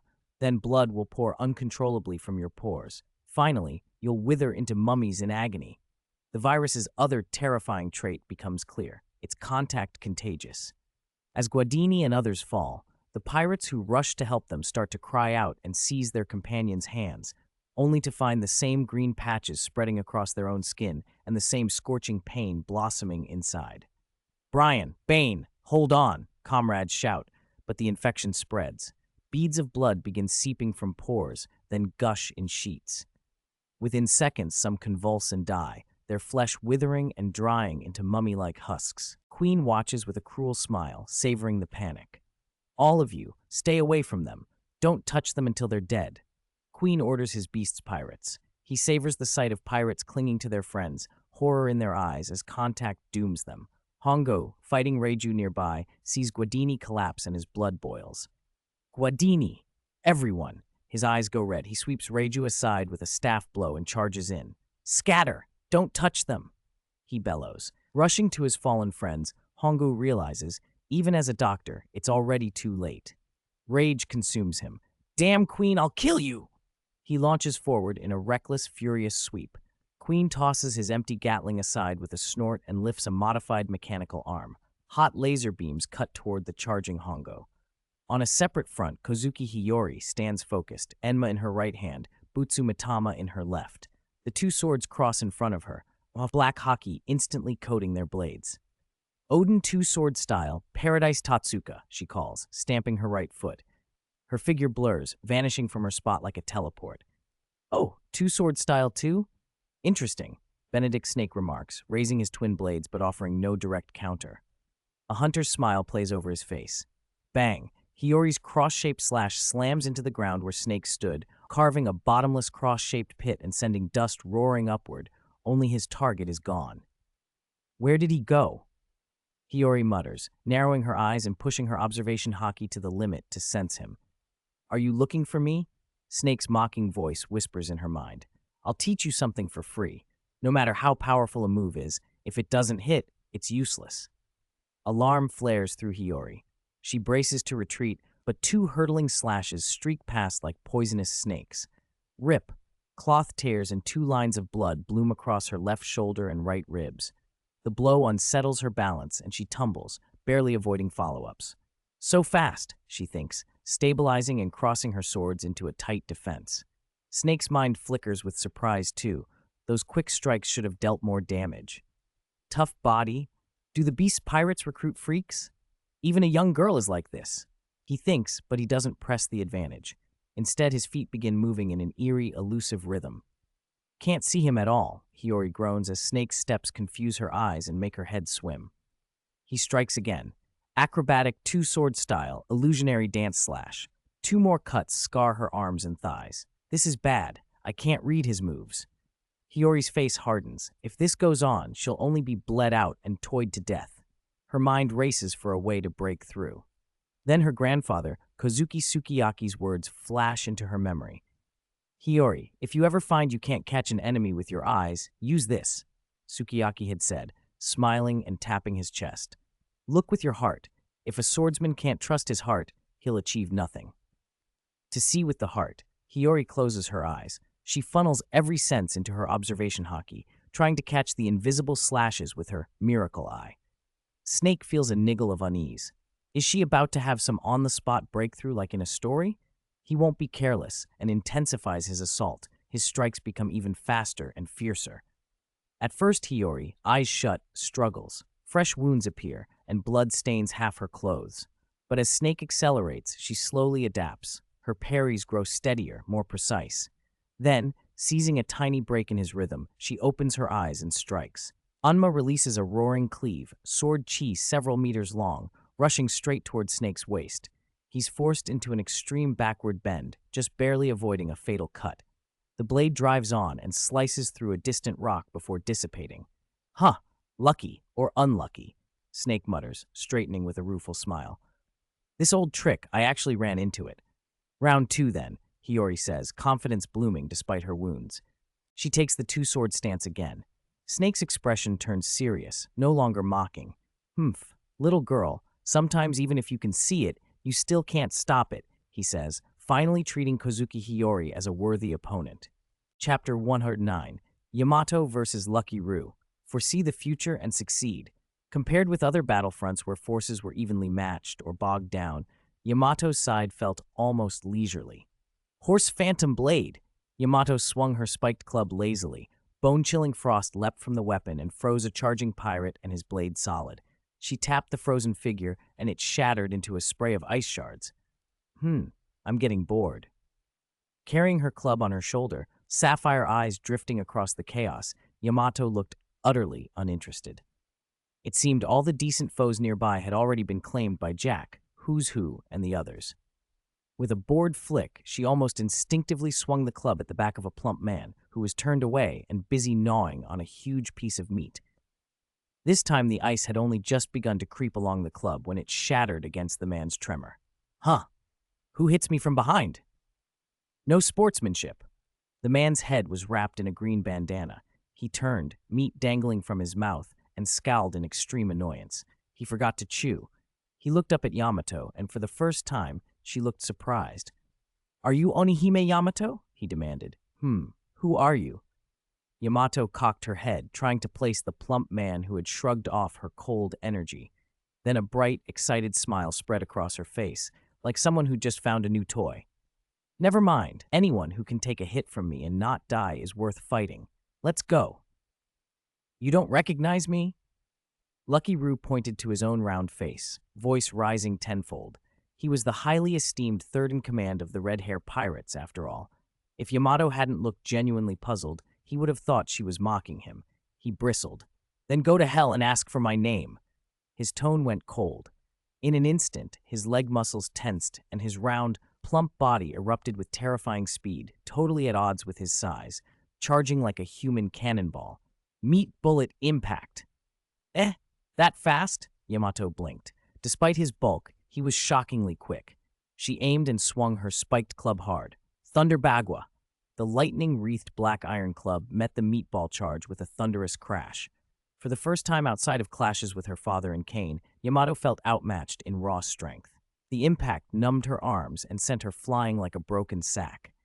The ice armor on her body shattered. Beneath it, her face was alight with exhilaration. You're strong. I can't beat you in pure strength. A shadow fell over her. The sun was obscured by a massive spherical figure. Lucky Roo's voice, cold as the hush of the Reaper, rang above her. This was a battlefield. No mercy. For Shanks and his comrades, he would not spare an enemy. His fist, coated in black armament hockey, sliced through the air with a speed that outpaced sound, carrying crushing power as it slammed down toward Yamato. Panic tightened her pupils. No time to duck or block. Bang! The full-force punch smashed Yamato's head into the ground like a nail. A crater over 10 meters wide split open with spiderweb cracks. Yamato's eyes rolled back. Blood spewed from her mouth. Die! Lucky Roo didn't pause. He pulled his arm back like a bowstring, winding his whole bulky body into another devastating blow. It's over. That black fist, like a falling meteor, came down, when a pair of unusually broad hands, pink paw pads showing on the palms like a bear's, slid between the fist and Yamato, stopping the attack. Please don't hurt my companion, a gentle yet unshakable male voice said. The fist continued its momentum and slammed into those unique paw-like hands. Lucky Roo frowned. Something felt wrong. The immense impact shoved the ground beneath the man outward and deepened the crater. The man's expression tightened. With effort, he steered his hands aside. Lucky Roo's blow was deflected. The condensed shockwave shot past Kuma's side and tore across the battlefield like an invisible plow, leaving a bottomless trench far in the distance. Lucky Roo stared. He never expected to be asking the question Yamato had asked him only moments earlier. He scanned his mental Rolodex of Beast's Pirates ranks, lead performers, flying six, headliners, but none matched this silent, tall man. Someone this powerful without a known bounty? Could he be Kaido's secret weapon? Bartholomew Kuma, the man answered in a deep voice. He turned swiftly and, with a firm motion, caught Yamato's shoulder and hauled her out of the pit. Yamato's consciousness was barely back. Kuma, you saved me. Kuma didn't explain. The pink pad on his right palm glowed faintly as he patted Yamato. A translucent, red, bear paw-shaped bubble rose from her. Yamato's eyes snapped open. The pain that had threatened to knock her out vanished like a dream. She flexed, surprised. I don't hurt anymore. Kuma just placed his hand on the bear paw bubble and slapped it hard. The bubble shot outward and embedded itself into the body of an unaware red hair pirate who was struggling with a beast's pirate a few paces away. Ah! The pirate's limbs froze, his face contorted in sudden, unbearable agony, as if unseen hands were wringing him from within. Within seconds, he went limp, his eyes rolling back, and he fainted, muttering uselessly before collapsing. What's happening? A beast pirate nearby seized the chance. With a flash of steel, he finished him off. What? Lucky Roo gasped, nearly popping his dwarf sunglasses off. That man could transfer pain and injuries from one person to another? The idea was intolerable. Lucky Roo's victory had been stolen, Yamato had been saved by Kuma, and the injury he'd inflicted was simply shifted onto someone else, who then died. Kuma bowed his head, apologetic, as he whispered a short prayer for the fallen man's soul. The sincerity in his voice and posture struck Lucky Roo as incongruous with the beast's pirate's usual cruelty. They actually have someone like you among them. Roo's incredulous look shifted to cold, murderous intent. If Kuma could heal his allies by transferring pain, the beast's pirate's numerical disadvantage would be meaningless. They couldn't allow Kuma to operate freely. His fist was coated in armament hockey again as he lunged like a cannon toward Kuma. Clang! His punch glanced off an iron club. Yamato had slipped into her battlesuit and transformed into hybrid form. She was grinning, eyes blazing. Your enemy is me. This time you won't be so lucky, Roo sneered. You'll die. So what? Yamato's arm bulged. She roared, I don't care. Her club slammed into Roo's fist and actually pushed him back, along with his round body. Hybrid form increases your strength? And that outfit's unusual, Roo muttered, narrowing his small eyes behind the glasses as any last hint of underestimation disappeared. The mutual shove staggered Yamato back several steps, but she steadied herself, her face alight with excitement. In this form, she had a real chance. Kuma, go help the others. Leave this to me, Yamato shouted and charged forward again. On another crucial front, Kane and Ben Beckman were locked in a strange deadlock. One stood soaked in blood, sensing and dodging every lethal shot at close quarters. The other used powerful observation hockey to predict and seize openings, firing at vital points. Kane's body was a map of holes and stitches. His regenerative power could barely keep pace with the damage. Fortunately for him, Beckman's seastone bullets were scarce. Often only one true killing shot mixed among ordinary rounds. Otherwise, Kane would have been finished long ago. Even battered, Kane's smile only widened, his gaze fanatic. Through constant observation, prediction, and desperate dodging, he could feel the path ahead clarifying. Soon, very soon, he thought, forcing his emotions down. Overexcitement would ruin his observation hockey. Beckman's brow drew tighter. His cigarette burned and ash teetered. Something was wrong. 9 times out of 10, something was wrong. Kane's readings of his trajectories and timing were becoming alarmingly precise. Beckman spat out the cigarette, discarded all distractions, and poured everything into his sight, his will, his breath, even his life force, into the gun that had never left his side. He held his breath and tightened his observation hockey like a living lens. In the frozen moment, Beckman pulled the trigger. Bang, bang, bang! 3 black bullets in a V formation ripped through the air, sealing off Kane's usual evasion space. Kane flowed with impossible, minute motions, and only one round grazed his cheek, leaving a thin trail of blood. That was the opening. Beckman seized it. He eased the trigger. Bang! A final sea-stone bullet left the barrel, aimed straight for Kane's heart, the last real killing shot.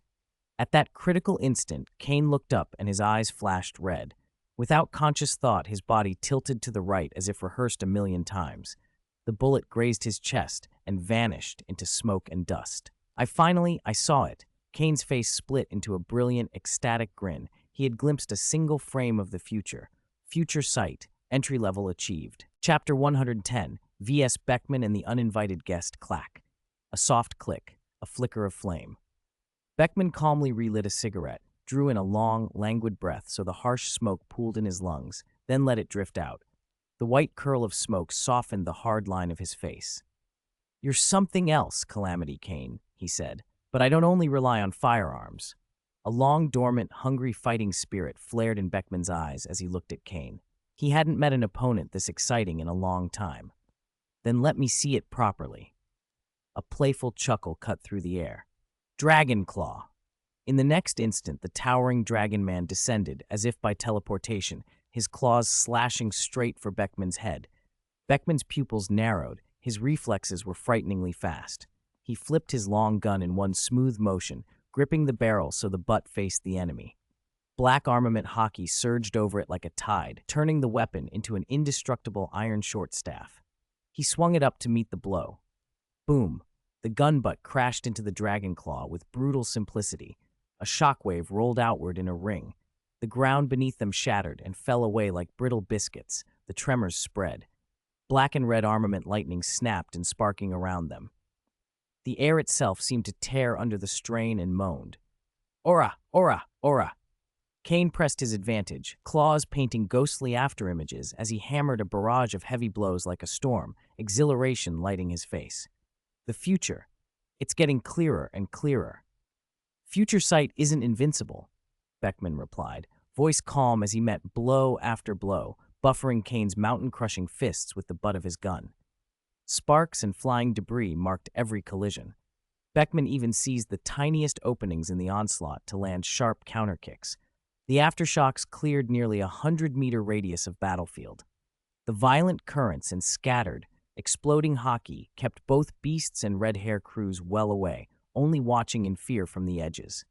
To be able to fight Kane to this extent, murmurs of astonishment spread among the pirates on both sides. Without further words, they dispersed from the battlefield that had every appearance of a death trap.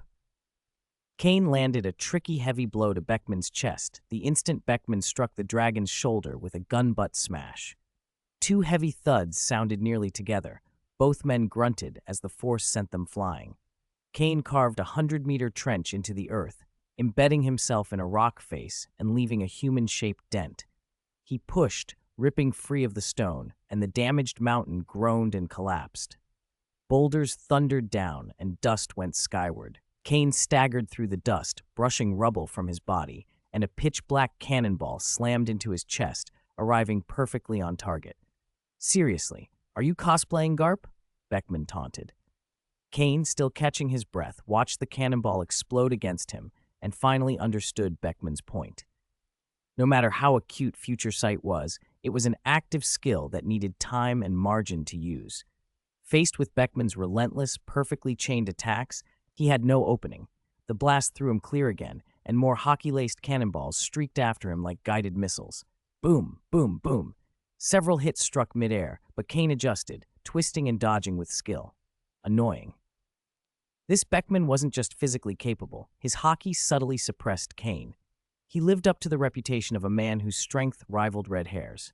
Still, Kane's resolve did not waver. He leapt clear of the cannon barrage and smashed down at the base of a solitary 100-meter peak, wrapping his arms around it, claws raking into the stone. He drew in a huge breath. Every muscle knotted and swelled. Ah! The ground buckled beneath him. The base of the peak cracked and tore away. Crack, rumble, grind. With a roar, Kane yanked the mountain free from the earth. Go! My flying peak! He roared and hurled the colossal mass toward Beckman's position like a thrown boulder. The mountain vaulted through the sky, a terrifying, improbable projectile. Every eye on the battlefield turned to it. A mountain! It's flying! Someone cried. How can such a monster exist? The red hair crew gaped in disbelief and fear. The beast's pirates erupted with triumphant cheers, morale surging. Beckman, finishing another round of cannon fire, looked up as the mountain closed in at impossible speed. His pupils pinched.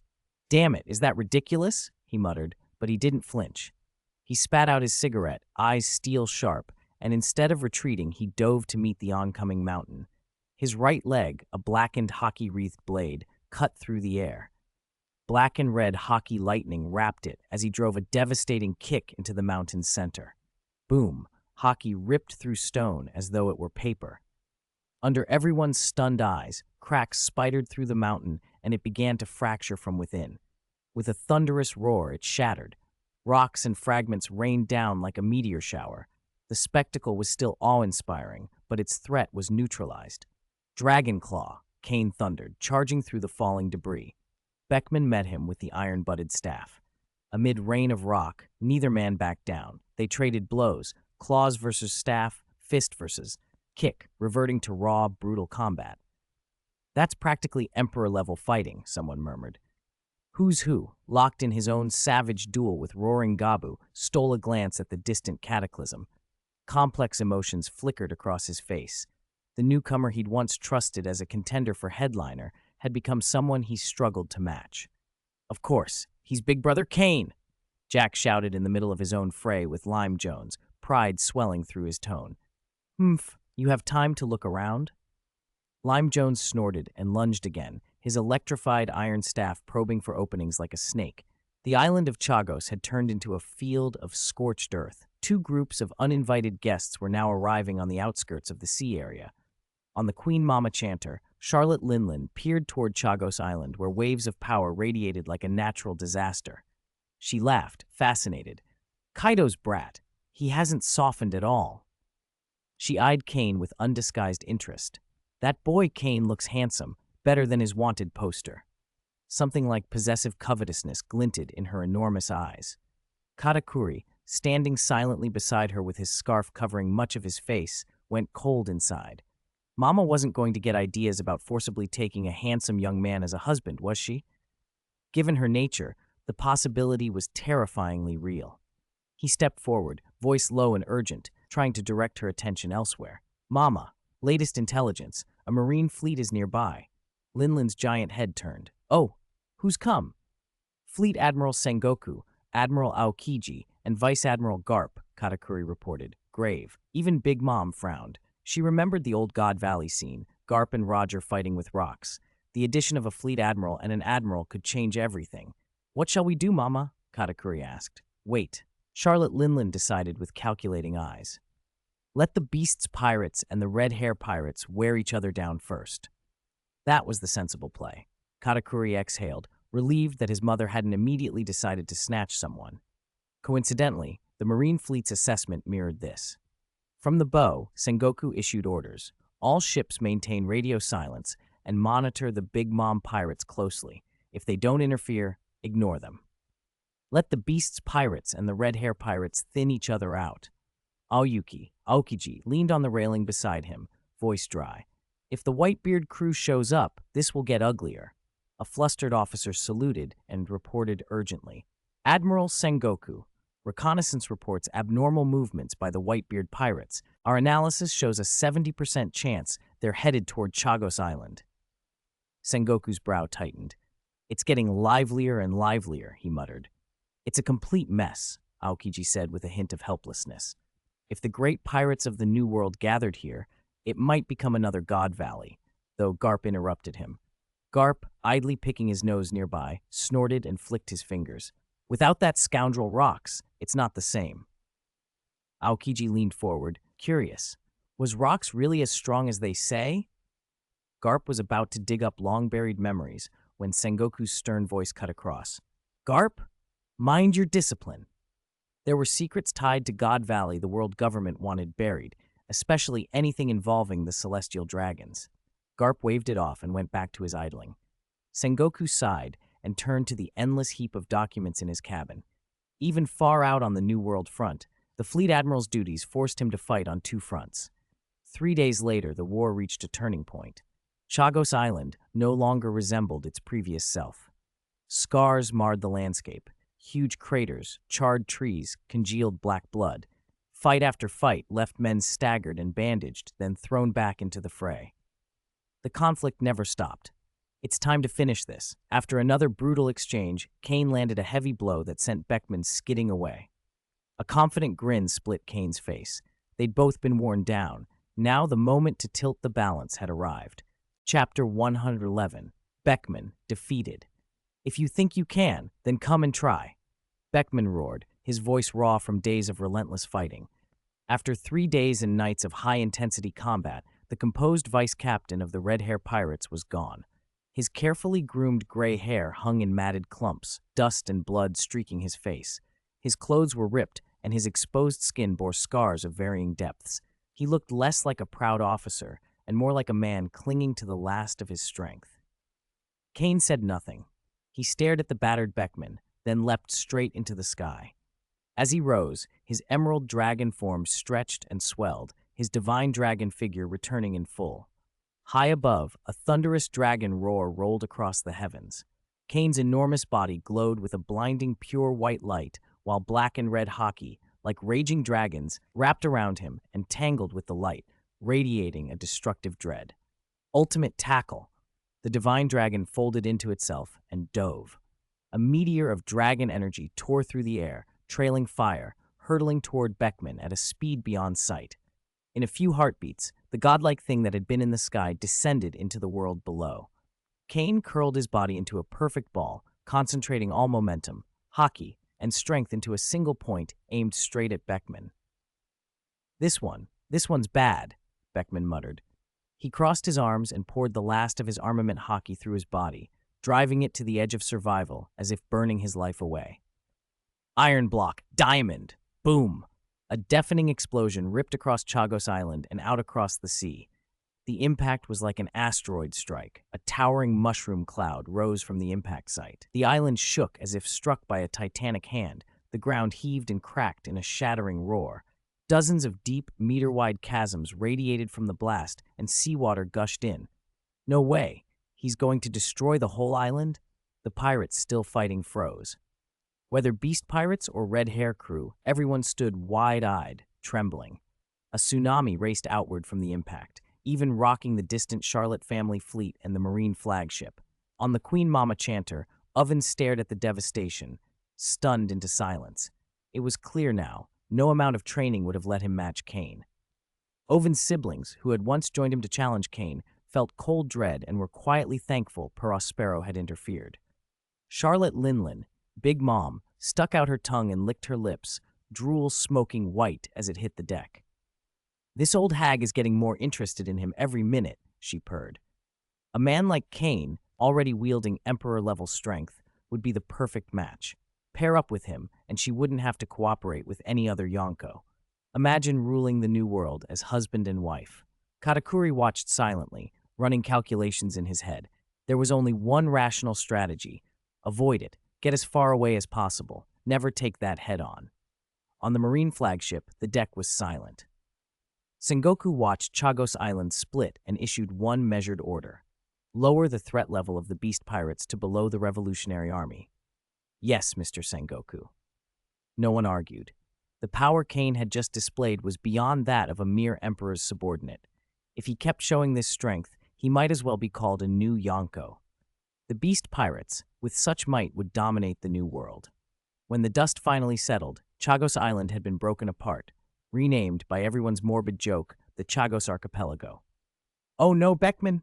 Lucky Roo, Hongu, and others who still had enough strength snapped out of their shock and screamed, trying to force their way through to him. Opponents recovered equally quickly, blocking them and refusing to yield. "Move! Let us through!" They pushed with everything they had, desperate to end the fight. But Queen, Jack, and the others knew this was the decisive moment. If Kane neutralized Beckman and shifted the balance, the beast pirates would win. They hung on to their opponents with stubborn determination. On the Emperor battlefield, Shanks clenched his teeth. "Ugh, Goro Goro Goro, that brat Kane did good," he grunted. Kaido, for his part, felt a rush of exhilaration. Even struck by such an attack head-on, he might have been defeated. Kane was an incredible rival and ally. Shanks' fury swelled. The 3 scars on his face seemed to tremble.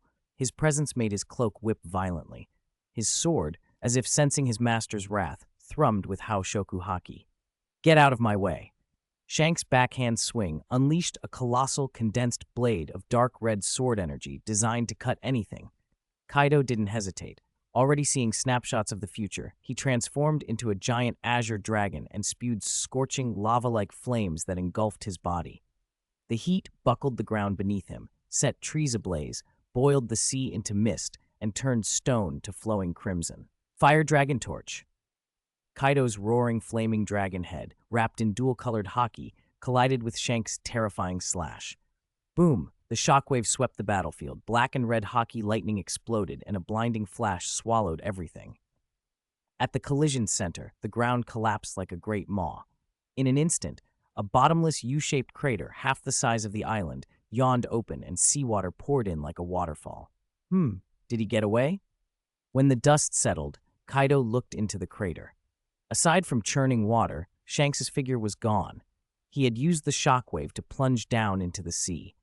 A tense silence fell as everyone searched for Shanks' whereabouts. At the same time, where Kane had struck Beckman, a human-shaped hollow lay in the ruined earth. A hand caked in dust and blood reached up from the rubble, clinging to the edge. Kane pushed off and hauled himself out of the pit, disheveled and unsteady. He staggered a few steps and collapsed, breathing hard, clawing every second to recover. Kane tilted his head, taking in the new shape of the broken island. A faint smile crossed his face.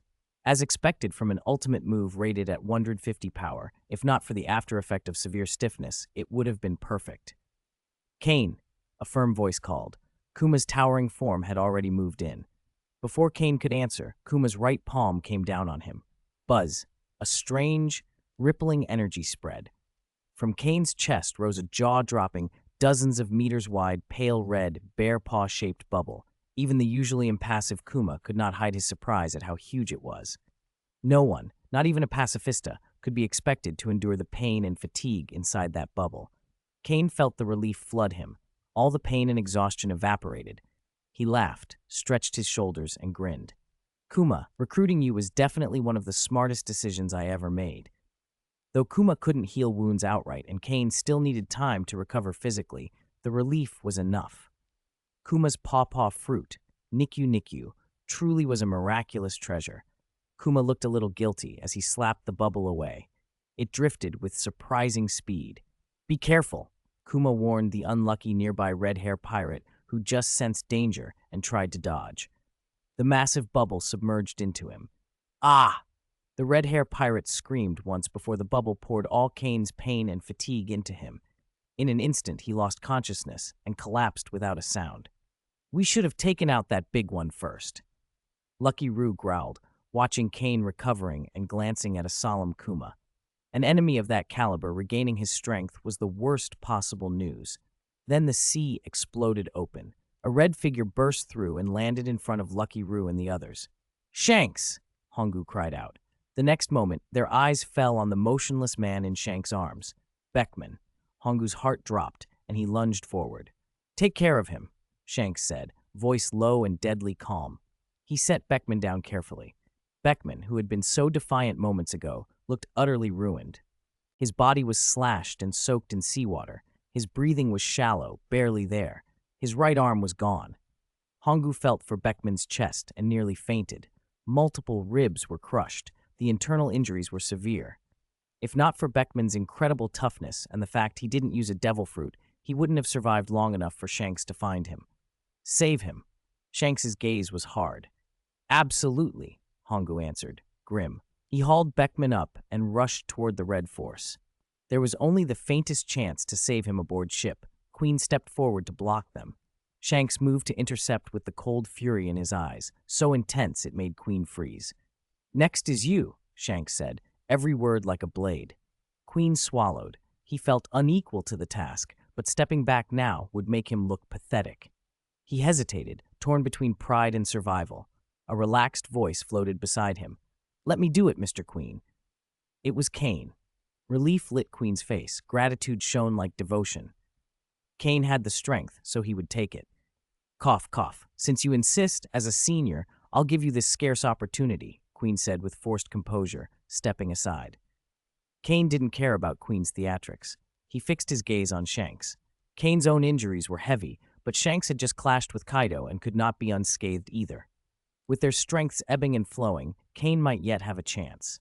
Shanks wasted no words. He launched immediately with a zero-frame move. God avoidance! The unidentified humanoid thing was hurtling backward through the sky. That old man doesn't play fair. He's tricking and ambushing me, a 21-year-old. Couldn't he at least wait for me to finish transforming? Isn't there supposed to be an invincible frame during transformation? Kane complained furiously to himself. Complaining wouldn't change it, though. Shanks's hockey was beyond anything Kane had expected, absurdly strong. Could Red Hair's mother have some special bloodline? Otherwise, how could a pure-blooded celestial dragon like Saint Garling have a child with a commoner from an unaffiliated country? Kane was still thinking when he suddenly collided with something soft. A hot air balloon? He looked down and smirked. He knew who it was.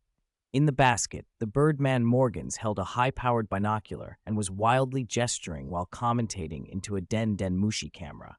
Latest battle report. Heavenly Disaster Kane has grievously wounded the Red Hair Pirate's first mate, Ben Beckman. He's been put out of the fight. The battle's clearly tipping toward the Beast's pirates. But Heavenly Disaster Kane was struck by the enraged Red Hair and sent flying. Bets are open. Will Kane survive Red Hair's next attack? I must remind everyone, Kane already fought Ben Beckman for 3 days and 3 nights before this. 100 million berries that Kane survives. Morgans was in full-on showman mode until a voice from behind cut in, interested and cool. I don't accept bets here. If you're interested, dial error! Morgans rattled off numbers, then froze. His feathers stood on end. He turned mechanically. Kane looked back at him with a mischievous smile, nibbling on a bit of food from the basket. Ha ha ha, little brother Kane, what are you doing here? Morgans forced a smile. The very man everyone was betting on appearing in person was bad news for his wagers, especially since Kane had just warned him, but Morgans had weathered enough storms to keep his professionalism. He chirped into the Den Mushi. All bets placed 30 seconds ago are void. Kane is alive and well. Congratulations to the winners. Then he pivoted the Den Mushi toward Kane and handed him the microphone. As an eyewitness, care to give an interview? No need for an interview, but... Kane paused, then put on a mock formal reporter smile for the camera. If you want to know which weapon is the best, Beast's products are king of kings.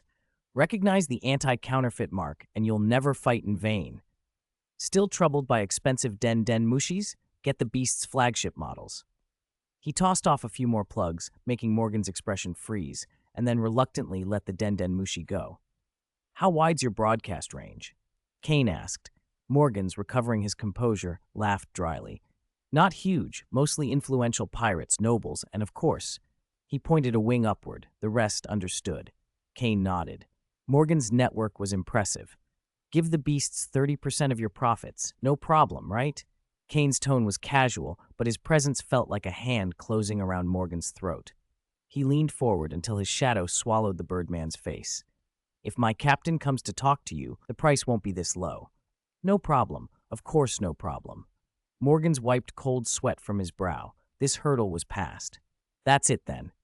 Kane finished his bread, clapped the crumbs from his hands. I've got to get back in the fight. Remember our agreement. He stepped toward the edge of the basket to leap down, but Morgans hurried after him. Wait, little brother Kane.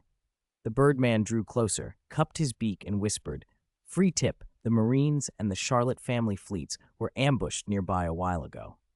His eyes flicked to the horizon, and he lowered his voice further. Even the Whitebeard pirates are heading this way. Kane's eyebrows twitched.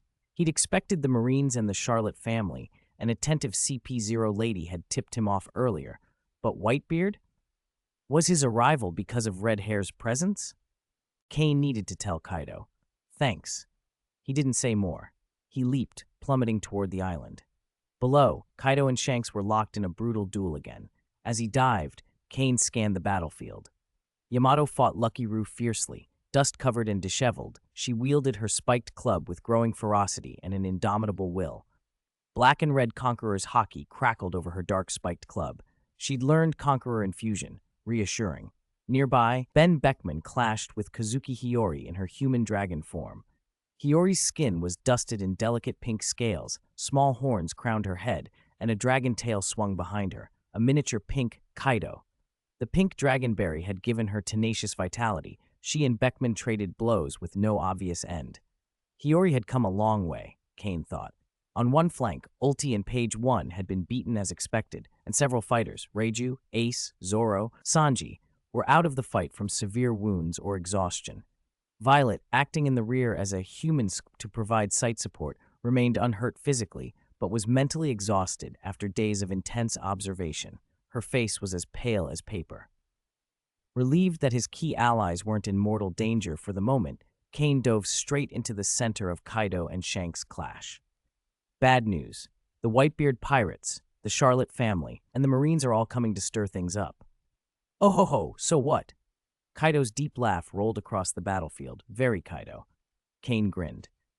My point is, should we team up and take down Red Hair first? Kane, perfect timing. A powerful presence locked onto him. Shanks narrowed his eyes and poured a massive, domineering surge of Haoshoku haki toward Kane. Your opponent's me, Great Thunder Bagua. A name of an attack or spirit rang out. Kaido swung his spiked club to block the path. Haki met haki and the island trembled. In the thick of that clash, Kaido barked, Kane, don't interfere with my fight. All right, Kane shrugged. At the same moment, Sengoku and Charlotte Linlin gave orders almost simultaneously. Move out! Two massive fleets, machines of war, cut through the waves and raced toward Chagos Island. Mama, it's lively here! Boomed Charlotte Linlin's distinctive laugh as she stomped ashore in a huge, wide pink dress, her presence dominating like a moving fortress. Her gaze snapped to Kaido, and her booming voice carried over everything. Kaido, I'll ask again. Will you cooperate with me or not? Kaido's one-word answer was blunt. Get lost. You bastard! Big Mom bared her teeth, and even her homies trembled at her rage. On the bow of the Marine flagship, Garp laughed loud and open, pounding the railing. Ha ha ha ha, old hag, you and Kaido don't look like you're on good terms. Big Mom twisted her head, fire in her eyes, and stared straight at Garp. You want to fight? I'll fight you to the end. Were these two going to brawl? Kane raised an eyebrow, then sat cross-legged, propping his chin in his hand, eager for the spectacle. But Big Mom, without her usual hunger-driven rage, could be cunning. She swallowed her anger. Sengoku likewise showed no appetite for a direct clash with the Charlotte family. The seemingly inevitable conflict fizzled out. Mama! Big Mom's huge eyes roved the battlefield, assessing. A greedy, confident smile spread over her face. If neither of you will cooperate, then I'll take care of both your crews at once. She imagined Kaido and Shanks already weakened. Together they would be no match. Kaido spat. Kane, that crazy old woman's yours to handle. Huh? Really? Kane pointed to himself incredulously. He'd expected to fight a king-to-king opponent, but with his current state, well, it seemed there was no real choice. Worst-case scenario happened, he muttered, scratching his head, then brushed himself off. Honestly, Mr. Kaido, can't you cooperate with Charlotte Linlin? Kane walked up and stopped before the mountain of a woman. Your next opponent is me, he said it calmly. Big Mom didn't lunge. Instead, she stared Kane over and over with a strange, appraising look, part admiration, part covetousness, like seeing a rare, delightful toy. Kane shivered slightly at the hungry look. Big Mom's reputation in the New World was legendary. Of course she reacted. Mama! Her voice turned sugary. She leaned in a little, putting on an ingratiating smile that made skin crawl. You're Kane, aren't you? So strong and handsome. Marry me. Be my 44th husband. I'll give you any treasure or territory you want. As soon as we marry, the whole New World will be ours. I promise. You'll be my last husband. Before Kane could react to the earth-shattering proposal, a white figure, like a protective female leopard, pounced between him and Big Mom. No! Yamato stood her ground, glaring fearless at Charlotte Linlin. I'll marry Kane. You won't take him from me. He gently pulled the resolute Yamato behind him with a wry smile. What logic makes you think I need saving from this marriage? He exhaled. If this had been 40 years earlier, facing a young, prime Linlin, maybe he would have considered it. But now, 61-year-old Big Mom, with her gargantuan appetite and physique, who could possibly stomach that? Being Katakuri's father does sound interesting, he added jokingly before straightening. His expression turned serious. But I refuse. Katakuri's eye twitched viciously nearby. What did he mean by being my father interests me? At the same time, he secretly breathed easier. Good thing Kane had turned her down. On the Marine flagship, Fleet Admiral to deckhand, everyone had been drawn to the spectacle of the proposal gap, nearly forgetting the fight. This trip to the New World was worth it, a young Marine muttered, and his superior shot him a glare, but even the superior's mouth twitched at the absurdity.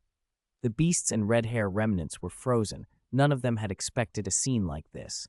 Big Mom's fake smile shattered. Rage twisted her already fierce face into something terrifying. Her massive body leaned forward, and her shadow swallowed Kane. Are you refusing me? A crushing aura slammed down toward him like a tidal wave. Kane stayed calm and nodded. That's right. Then die. Charlotte Linlin raised her hand and called, Napoleon! Coming, Mama! The pink pirate hat on her head revealed a human face and leapt into her hand. It transformed into a huge scimitar. Without hesitation, Big Mom swung, and even before the blade arrived, the wind pressure cracked the ground. Chapter 113, End of the War. On the Marine flagship, Aokiji leaned forward slightly, brows furrowed. He asked the fleet admiral beside him in a low voice, Sengoku, Big Mom and Kane are already fighting. Should we intervene? The situation kept changing, and letting a fully powered Emperor pirate run free could have unpredictable consequences. Sengoku stood at the bow with his arms folded, eyes oddly calm. Don't rush. Let her play. We'll stay put, he went on. Whatever choice Charlotte Linlin makes, it won't be bad for the Marines. Unless Kaido, Big Mom, and Shanks suddenly set aside their differences and joined forces against the Marines, which was nearly impossible. If they did unite, the Marines wouldn't even be able to hold the Grand Line. Onshore, Kane met Charlotte Linlin's blade head-on. Dragon Claw, he roared. His sharp strike smashed into Napoleon. The clang of steel echoed over the battlefield. The cutlass's force tore open the wounds inside Kane's body he had barely kept closed. Intense pain flared through his organs, and dark blood bled from the corner of his mouth. He couldn't help frowning. Kuma had helped ease the fatigue and pain, but the severe injuries from 3 days of brutal fighting did not heal quickly. And his opponent now was Charlotte Linlin, perhaps the most monstrous presence on these seas, with a terrifying natural talent. A child who had bested a band of giants at 5 and could raise a giant village bear. The situation was grave. Charlotte, too, was secretly taken aback. This bastard Kane is so strong, almost as strong as Mama, she thought. That realization didn't make her back down. It only sharpened the greedy light in her eyes. If she could make Kane her husband, their children would surely surpass that bastard Rock's. Her possessiveness and hunger surged, and her attacks turned even more ferocious and faster. Even if Kane lost an arm or a leg, as long as his vital organs stayed intact, she planned to bring him back and keep him. You brat, just obediently become Mama's husband. Mama! You said no, you old hag! Kane snapped, fury widening his eyes. An equally domineering aura rose from him. Who doesn't have Haoshoku? Boom! 2 top-tier conquerors' hockey clashed. The ground shook and cracked. Stones floated like they were weightless. A devastating, invisible shockwave radiated from the center of their clash. Around them, pirates were knocked down like cut wheat, rolling, foaming at the mouth, instantly passing out. Even the Marine fleet far out at sea felt the impact. Weaker Marines on deck dropped unconscious in heaps. His conqueror's hockey has improved, Garp said, the playful look wiped from his face by solemnity. Judging by the quality and intensity, he, who'd been confident about taking Kane head-to-head, had no such certainty anymore. Sengoku fixed his gaze on Kane's young face with unusual vigilance. The beast's pirates have a formidable young man. Katakuri felt the pressure on his spirit like a mountain. He tightened his grip on his trident, his hair standing on end. He could not wait. Such an enemy must not be allowed to grow. This was perhaps the best, last opportunity. His killing intent snapped into place. He raised his trident, seeking a moment to land a fatal blow on Kane. Then a fierce red flash lit his eyes. His observation hockey, showing an unsettling future, sent a dire warning. Not good. Katakuri stamped his right foot. The ground beneath him writhed and transformed into pure white, sticky mochi that surged up at incredible speed. Mochi Wall. An immense mochi wall, shining with black armament hockey, sprang up and narrowly blocked Charlotte Linlin's side. The next instant, a lightning-wreathed spiked club tore through the air and smashed down against the mochi wall with mountain-splitting force. Thunder Bagua! Boom! The mochi wall, countless times harder than steel, resisted a few seconds, then cracked and shattered under the absolute power. Kaido rested his iron club on his shoulder and laughed. Oh ho ho ho, Linlin, let Mama take over as your opponent. Taking advantage of the moment to catch his breath, Kane leapt back, moving out of Big Mom's immediate range. Seeing Kaido step in front of him, Kane felt oddly moved. Even covered in wounds and exhausted, was Kaido going to fight 2 emperors at once? his heart clenched in awed gratitude. Charlotte's sudden interference also gave Shanks a rare breather on the other side. He gathered the remnants of the red hair pirates with a calm expression, thinking furiously about what to do next. Queen, Jack, and others also rallied around Kane, and for a moment the battlefield settled into a tense three-way standoff. Kane's gaze, however, never left the largest unknown, the Marines. Now, move, execute Plan B, target the beast's pirates. Sengoku, who had been watching the chaos like a carved Buddha, made a swift decision and barked the order. The red hair pirates wouldn't be touched, and the Big Mom family was effectively intact. The beast's pirates, having just been through relentless fighting, were the most vulnerable and the prime target for a decisive strike. All Marine ships acknowledged the order and shifted formation.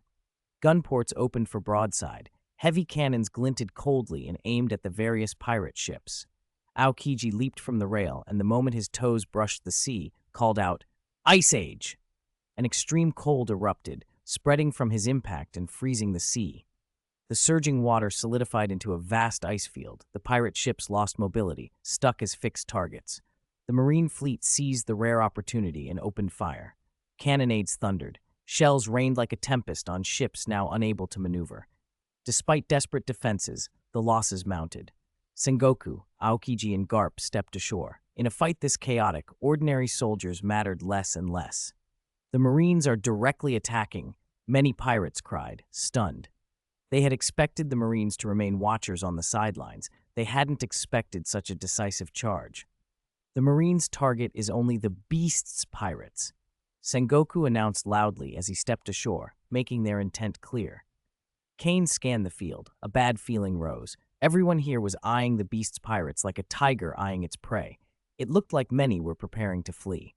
Fortunately, the beast's pirates had many who could fly. If they truly wanted to escape, the red hair pirates and the Marines couldn't catch them. Only Charlotte Linlin had aerial reach. Could he and Kaido, at any cost, work together to finish off the badly wounded red hair pirates first? Kane weighed the gamble. On the distant horizon, a massive fleet cut a majestic silhouette. The lead ship's design looked like a giant white whale. Whitebeard had arrived. "Is that the Moby Dick?" Voices rose across the battlefield. "The Whitebeard pirates!" Surprise rippled everywhere. Whitebeard Edward Newgate, the strongest man in the world, had arrived. Even Sengoku, Garp, and Aokiji, poised to act, paused and wore grave faces. At the bow of the Moby Dick, Whitebeard, over 6 meters tall, massive as a giant, rose from his enormous chair and walked to the prow. He surveyed the icebound bay and the chaos ashore, then clenched his right fist. A semi-transparent, violently trembling white orb formed above it, distorting the surrounding air. "Seaquake!" Whitebeard swung his fist. The atmosphere itself seemed to shatter. Cracks spread like glass. An invisible shockwave roared out along the sea surface. The water before the Moby Dick was suddenly grabbed and thrown forward as if by an enormous hand. Mountainous tsunamis rose, rushing toward Chagos Island with destructive force. The ice field ruptured in catastrophic explosions, splitting into boundless cracks and collapsing in a thunderous roar. Giant waves slammed the shore, carrying broken ice in successive surges. "He arrived so quickly," Sengoku muttered, face grave. "Such absurd power. Is every casual strike of his this enormous?" Even Kane couldn't help inhaling sharply. This was a man with the strength to destroy the world. Whitebeard's fleet drew slowly closer to Chagos Island, and the air was thick with astonished gazes. "All 4 Emperor pirates are here.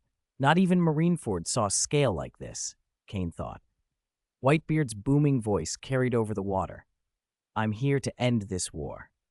He then pointed Murakumagiri at Fleet Admiral Sengoku, slamming the blade on deck.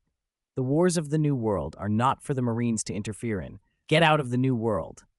Get out of the New World!" The pirates on the Moby Dick bellowed, waving weapons and echoing the command. "If you won't leave, I'll be your opponent."